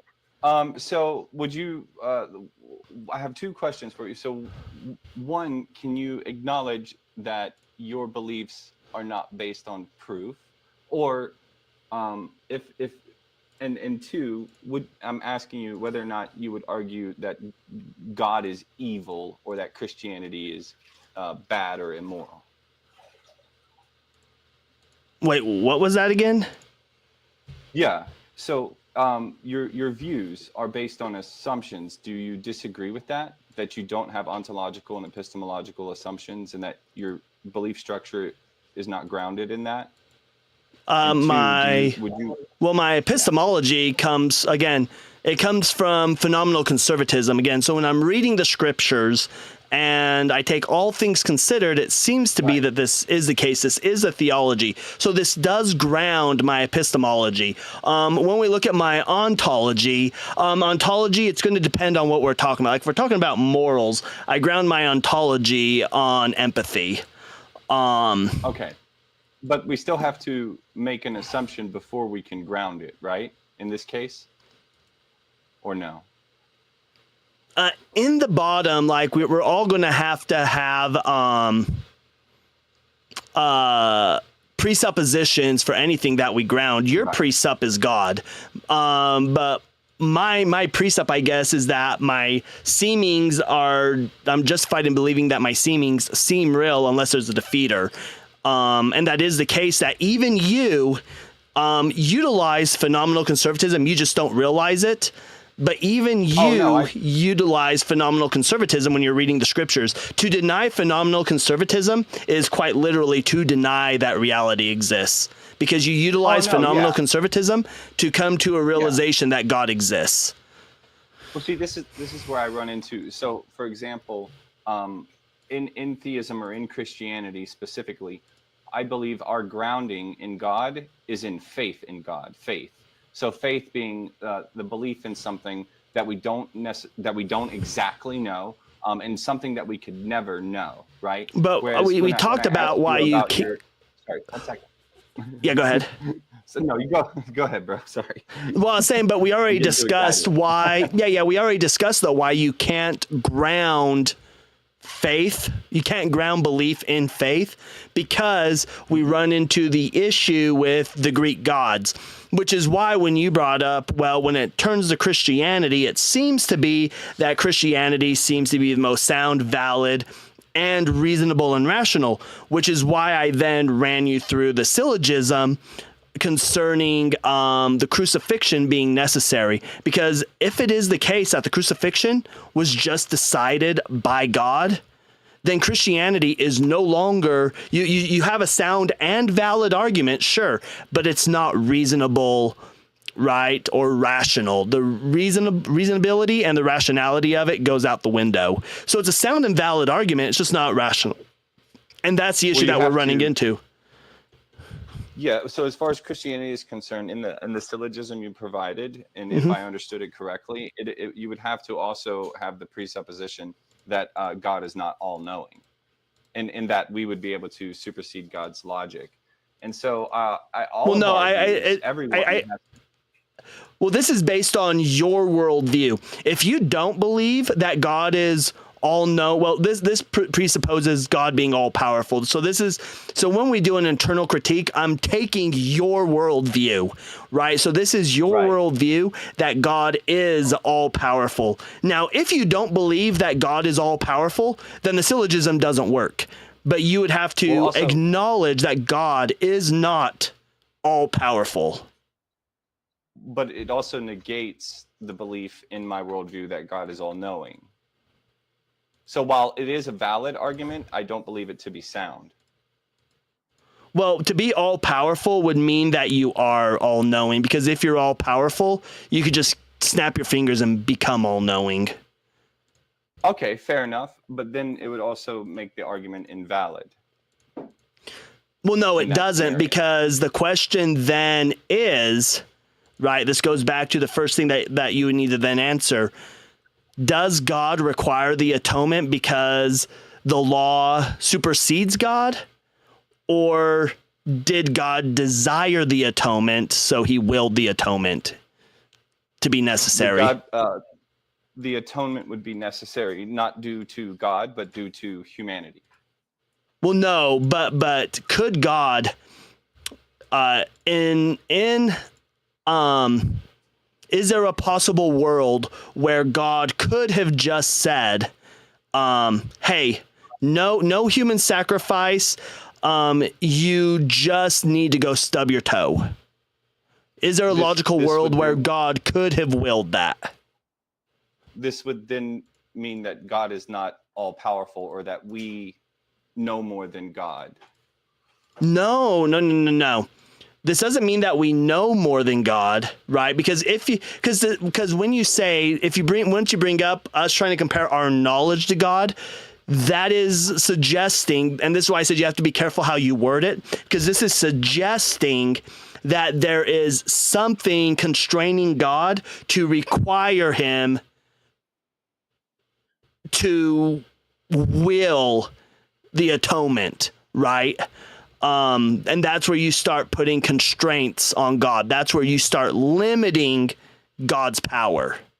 Now, I'm perfectly okay with the idea that, yeah, there is a possible world where God could make you stub your toes and say, hey, you stub your toes.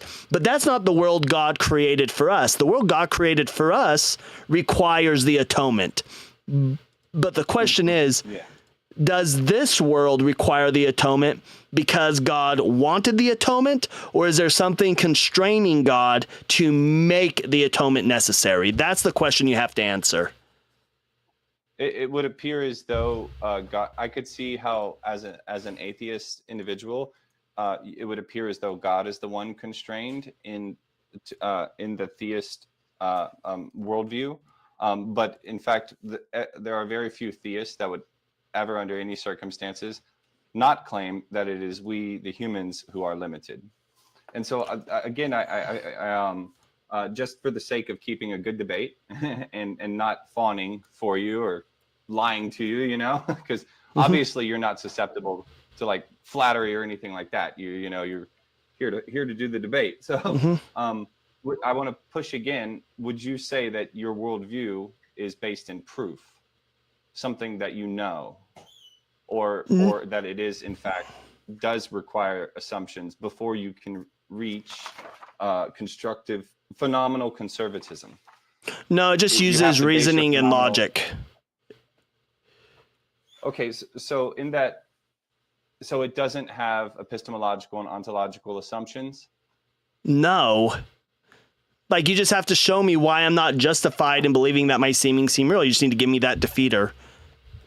Why would phenomenal conservatism be wrong? You can't prove that your seemings are real. They could be fake. There's no way to do it. Unless you were able to experience something outside of your senses, right? Well, that again, that's why we brought up Romans and 2 Thessalonians under your worldview. So this argument doesn't progress either of our worldviews because God is willing to lie. He's willing to send strong delusions. It could be the case that God is lying to you and you're just a brain in a vat, right? So this argument holds true for both of us. So it doesn't advance either of our arguments because it is the same for both of us. Okay, I see what you mean. So let me clarify. As far as our understanding of God is concerned, we base that in faith. So faith, in other words, we call it faith. It's essentially the same thing as assumptions, but we have a grounding in those assumptions. We know that we don't know. We're living consistently in the awareness that we don't know. Whereas it seems to me a lot of atheists believe that they have proof and that they know what they know, and that theists have made up like a unicorn in the sky, whereas atheists are sound, valid, logical, and reasonable. Well, let me ask you let me ask you a question, and this will show why phenomenal conservatism is grounded. Let's say that there is a possible world where God doesn't exist, right? For this hypothetical, let's say God does not exist. Would it be true that God did not exist in that world? In that hypothetical, yes. Okay, so in that hypothetical, we have truth. Truth exists without God. You don't need God for truth exists because it would be true that God or sorry, it would be true that God does not exist. So you don't need God for truth. Now that we have truth already existing, we now have a proposition. So we have two things that exist. Well, if we have two things that exist, we now have numbers, right? And from these, we can just build on, right? So through phenomenal conservatism, I'm perfectly grounded. I don't need God to justify phenomenal conservatism. No, It but, would just okay, but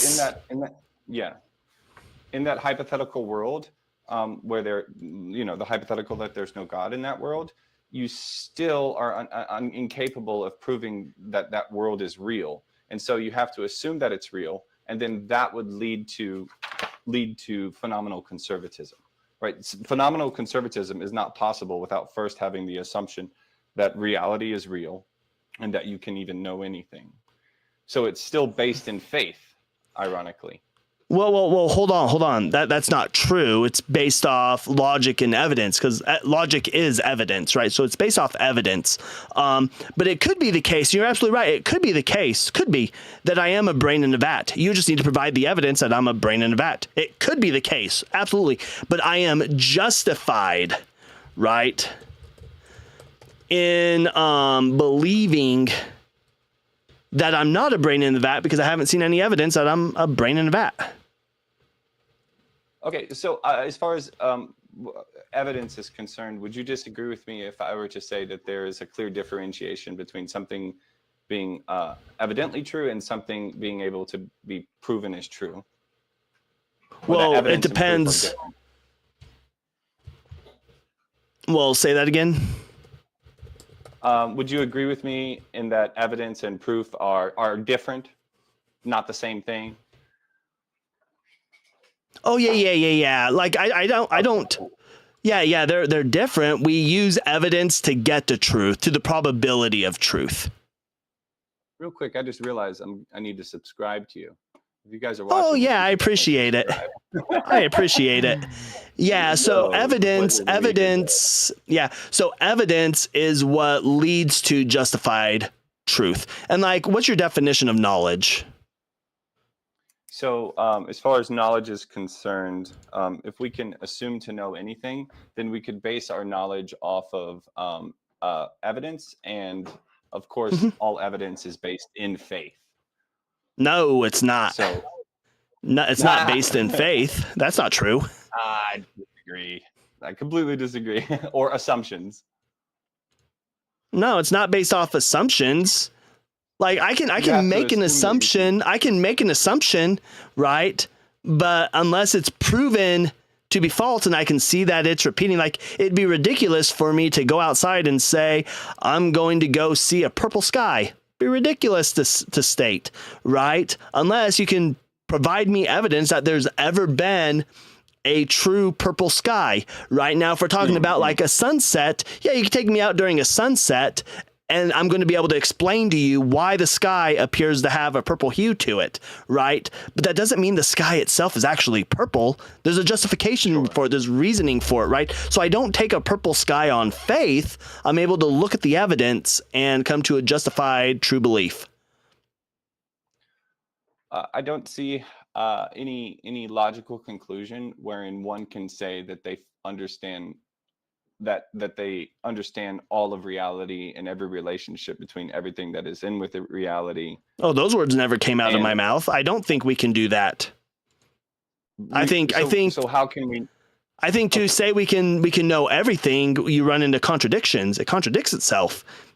We're incapable of knowing the possibility of every set, to have knowledge of all sets. It's impossible. You can't do that. You run into contradictions.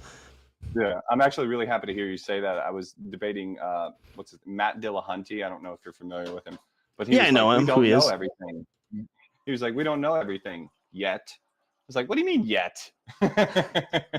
So yeah, but in that we can't know what all of reality we can't know what all of reality is, and we simply don't have the capacity for it as human beings. We can only assume that the small part of it that we know is actually true. Yeah, correct. Through phenomenal conservatism, unless you provide me a defeater. So, but phenomenal conservatism is based in the assumption. It's not the other way around. No, it's based off evidence. Phenomenal conservatism, but you have to assume that reality, your experience of reality, is an actual experience of reality. That's the same in your worldview. That gets us nowhere because Absolutely. your worldview holds the that's what I exact agree same with, position. though. Yeah, absolutely. Yeah. I completely agree with you. But what I'm Yeah, saying is that but that neither atheistic one views of tend to be us. based in truth, whereas But theistic neither. views are based in faith. So, go Yeah, ahead. but neither one of us, though, believe that we're a brain in the vat. But under both of our worldviews, we could very well be a brain in the vat, right? But we don't. But the issue is that mine is based off evidence. Yours, if it's based on faith, it could be the case that God could literally be lying to you. Because in his book, again, we read, he states that I will lie to you and make you believe that the false things are true. Why? Because I want you to be condemned. So here would be my question. What if the book, the Bible, especially the Old Testament, right? Because you can't have no New Testament without the Old Testament. What if it is are you familiar with Marcionism at all? Marcionism. How do I spell that? Marcion ism, ISM. Okay. So Marcion was an early church father who was deemed a heretic. Now, he had a belief, it kind of led to Gnosticism. It's like the founding of Gnosticism. So his belief was that you had Yahweh, and Yahweh was this evil God, evil God. And his book was called Evangeline. He had the Gospel of Evangeline. Fun fact, he also gave us a book called the Apostolicon. And the Apostolicon is where we get Paul. Paul comes from the Apostolicon. But it is the case that Marcion believed that Yahweh was this evil God. And that there was another deity that he referred to as God the Father. That wasn't Yahweh. It was a different God. And this God wanted to ransom us from Yahweh. So he sent his son Jesus as a full-grown man down to heaven, or down from heaven into Capernaum. And that's where, that's why, like in Luke, one of the things you'll hear about Luke, where the first time Jesus goes to Capernaum, he goes and he reads from the scroll, and then he says, now you guys are going to want me to perform the miracles that you've seen me perform. But if you pay attention, up to that point, Jesus hasn't performed any miracles yet. This is one of the passage where you get like Marcion priority, if you want to look into that. But this was Marcion's theology, right? So it could be the case that God created this book of atrocities. And it could be the case that when you get to heaven, right, and God is looking at you, and God says, hey, I gave you this book of atrocities because I wanted to see if you would read where I never condemn slavery, where I say these horrible things about women, where I do these horrible acts. Yes. I go to the Amalekites, who the only thing they did was attack Israel when they're coming out of Egypt, and they got their asses kicked. And then 400 years later, he goes to Saul, King Saul, and says, hey, go annihilate them completely, and the children, and the women, and the oxen. And then when he brings back some livestock, because he's like, hey, that went well, we did fantastic, and I just wanted to bring a sacrifice to the Lord, God says, yeah, you're not king anymore. That it could be the case where where I'm going at, you could be sitting there at judgment, and God says, I sent that book full of atrocities, hoping that you would say no and reject that, like Marcion did. Oh, hey man, here's the thing. When it comes to the Bible, I don't completely disagree. Let me be clear. I agree with you in that there are contradictions within the Bible, and there are stories in there that teach what would be bad lessons or immoral lessons and things of this nature. Though it's important, like if we were talking about the boy who cried wolf, we would then ultimately end up talking about telling the truth and not lying, and what are the consequences of telling the truth, what are the consequences of lying, right? We wouldn't necessarily go and talk about the stick that the boy was carrying, or the grass field he was in, or what color the fur of the wolf was, or what was the attitude of the wolf. So I believe when we read the Bible, it's very, very important to understand the context of the book. God is love. Jesus is our Savior, right? But Christianity. Hold on. It could be the case, though.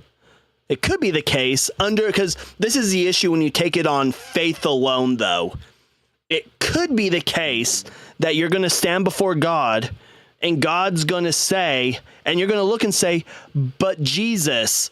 And he's going to say, oh, did you not read in the book where I clearly show you that sometimes all you have to do is ask for forgiveness and I actually forgive? Like, there's times when God just says, hey, all you need to do is ask for repentance. You got to pray for repentance. You have to feel bad for what you did and actually repent. And then I don't even remember your sin. No human sacrifice required. He even states that if you can't even afford the animal sacrifice, a grain sacrifice is okay. And if you can't afford the grain, just pray and ask for forgiveness. And as long as you're sincere, it's forgiven. I don't even remember it.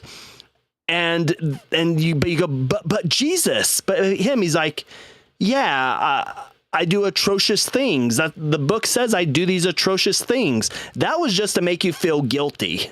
That was to make you feel guilty because this guy, you know, I came up with a banger of a one-liner. God so loved the world that I sent my only begotten son. That was just a banger quote that I got from Chicken Soup for the God's Soul. It was a banger quote in there. It was in God's Digest, and I thought it was phenomenal. So I put it in your scripture, right? And this is the issue with faith. Whereas through phenomenal conservatism, I can look and see that the naturalistic world that we live in is exactly what we would expect with a naturalistic world. It's exactly what we would expect through the justified seemings.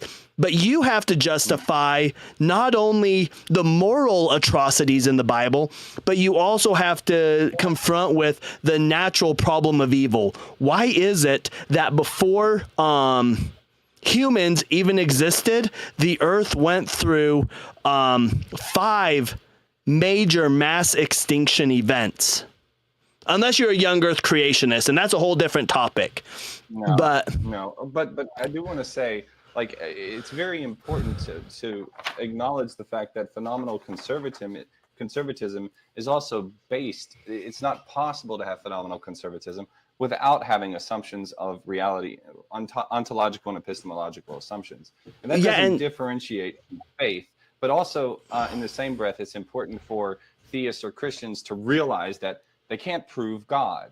So while theists need to understand that they can't prove what they believe, atheists also need to understand that they too have faith.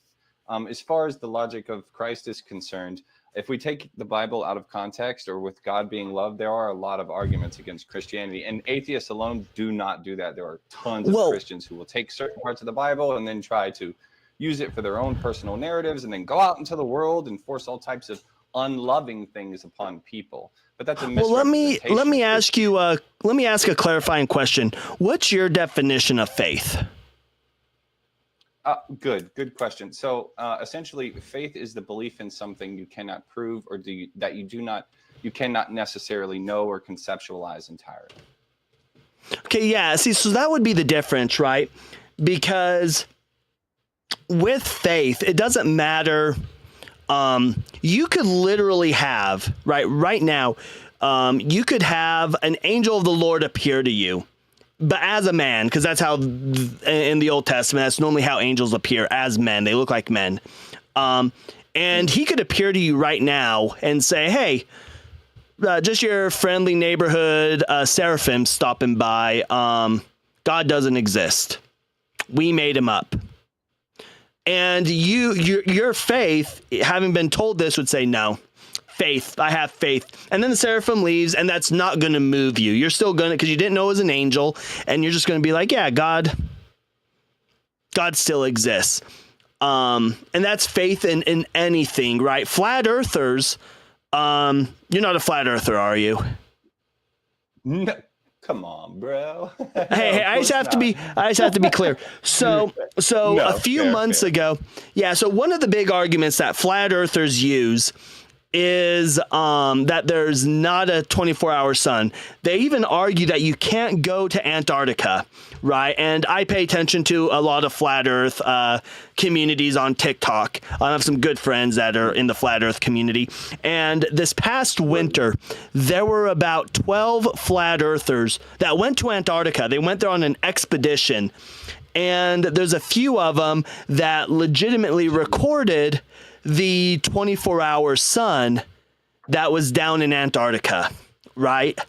And there's been at least 2 of them who are now no longer flat earthers because they were so confident that this couldn't exist. And the reason why the 12-hour or the 24-hour sun is so important is if the 24-hour sun exists in Antarctica, and they have a belief that Antarctica is this ice wall that goes around the entirety of the flat Earth, right? Well, if there's a 24-hour sun in Antarctica, that means that the rest of the world must be dark, right? And so they were contacting family and being like, "Do you guys have sunlight now?" And they're like, "Yeah, we have sunlight." And it's the only reason why it exists is because of the tilt of the Earth's axis, which is on a sphere. However, there are still a bunch of flurfers who were down there who, because of their solid faith on the flat Earth, that even though they were there, not only did they go to Antarctica, which they said you're not allowed to do, not only were they able to touch down in Antarctica, not only did they stop in Australia, which a lot of them even go as far as say Australia doesn't exist, right? Not only were they able to use globe calculations versus their own to know exactly how their travel would go, not only did they see the 24-hour sun, which even in their own model doesn't exist, but because of faith alone, they're going, no, we are ignoring, we're ignoring the defeaters to our argument. Whereas with phenomenal conservatism, again, I've never made the claim that I cannot prove. And a lot of times with a lot of atheists, you won't hear when we use proof, we mean it colloquially. We don't mean it like definitionally. Okay. Right. So I can't prove that I'm not a brain in the vat, but I have evidence that I'm not. There's no faith required. And if I take something based on faith alone and you show me the evidence contrary of it, and if I go, nah, then I'm not being reasonable. But anyways, come back later though. It is getting late, and I do want to get to Gabriel. But let's give Dassen some massive W's in chat. This has been a super respectable conversation. Thanks for the subscription. And hey, you're welcome up anytime. I appreciate it. Heck yeah, thank you, bro. Take care, man. Yeah, you too. You guys rock. Cheers. All right, we're going to pull up Gabriel, who has been waiting a whole hour and 7 minutes and 23 seconds. Let me get them added in. How are you doing, Gabriel? I'm doing good. How about you? I'm doing fantastic. Thank you for waiting patiently so much. I saw you in there laughing a few times. How old are you? I'm currently 14 years of age. Oh, you gotta be 18. Gotta be 18. Gabriel, why are you waiting? Why are you waiting so long if you're only 14? I can't talk to 14-year-olds. I apologize, Gabriel, but it is true. I can't talk, and I won't. I won't talk to kids, unfortunately. Well, not unfortunately. I just don't talk to kids. It's goofy, and I don't need your parents coming at me.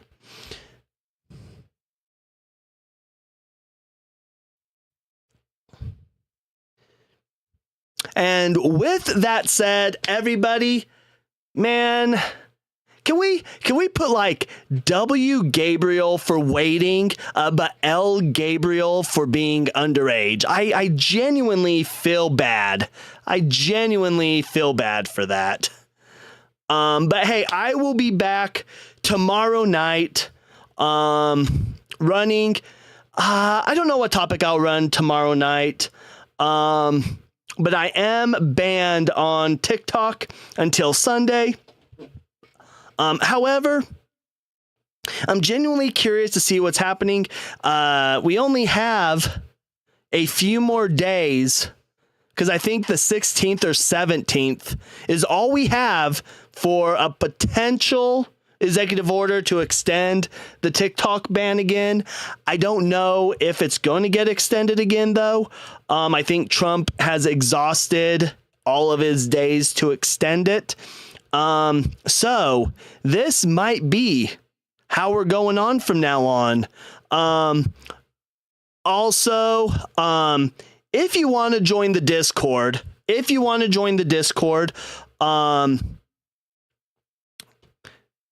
and real quick, for my mods, that's Jen, Tenebris. If you're in the Deconstruction Junction Discord, shoot me a message. So I can get you in my Discord. I want to make sure you all are in the Discord, because we may do some mod meetings. I may do some shoots there for it. But yeah, shoot me a message. Yay for more unhinged chats.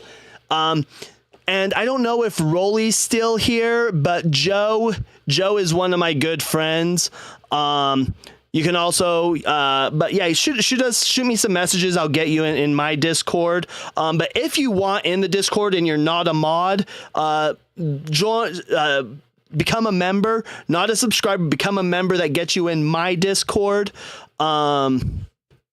If you do want a fun deconstructing community, go in my profile. There's a link to the Deconstruction Junction. No membership required there, but there's where you can interact with me, Thinker, Justin from Deconstruction Zone, Joel, Mezzo, Joyful Apostate.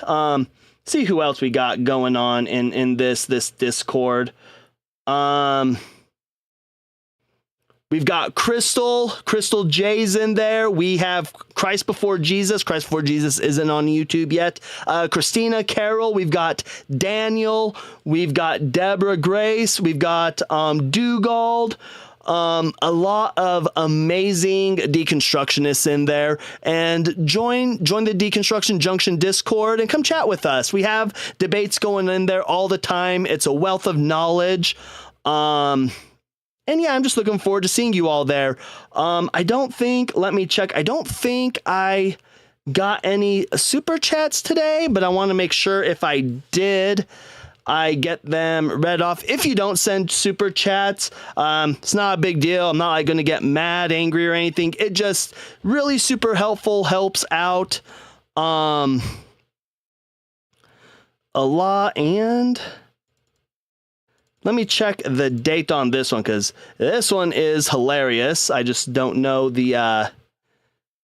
Oh, that's from June 4th. This is one I don't think that I read off, but it's from S.K. Wangleton. If Christianity is false, why did I crap myself? I like that one. One of my new arguments against God is premise 1, God is a perfect creator. Premise 2, a perfect creator would have created us so that we could trust our farts. Premise 3, we can't trust our farts. The conclusion is God's not a perfect creator. God's not perfect because we can't trust our farts. It's the not trust your fart argument against God. But with that said, everybody, I appreciate you all hanging out with me tonight. And I will see each and every one of you tomorrow night.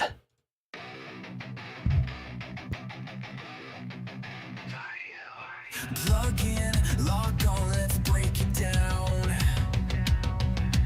Truth ain't scared to be found. delusions rise. No more fear, no more lies. Cyber deconstruction, let's get real. Faith when challenge starts to peel.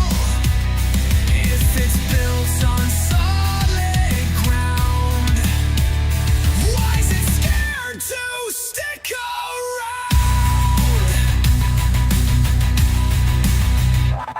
Sacred text, twisted views. Time to separate lies from truth. Not here to burn, but here to see what survives when the mind breaks free. Deconstruct, analyze, open hearts, open eyes. Hold on. Joe, thank you for the $2 super chat saying, fine, one for you. Thank you, Joe. I appreciate it so much. Now, back to the song. It's going to restart it.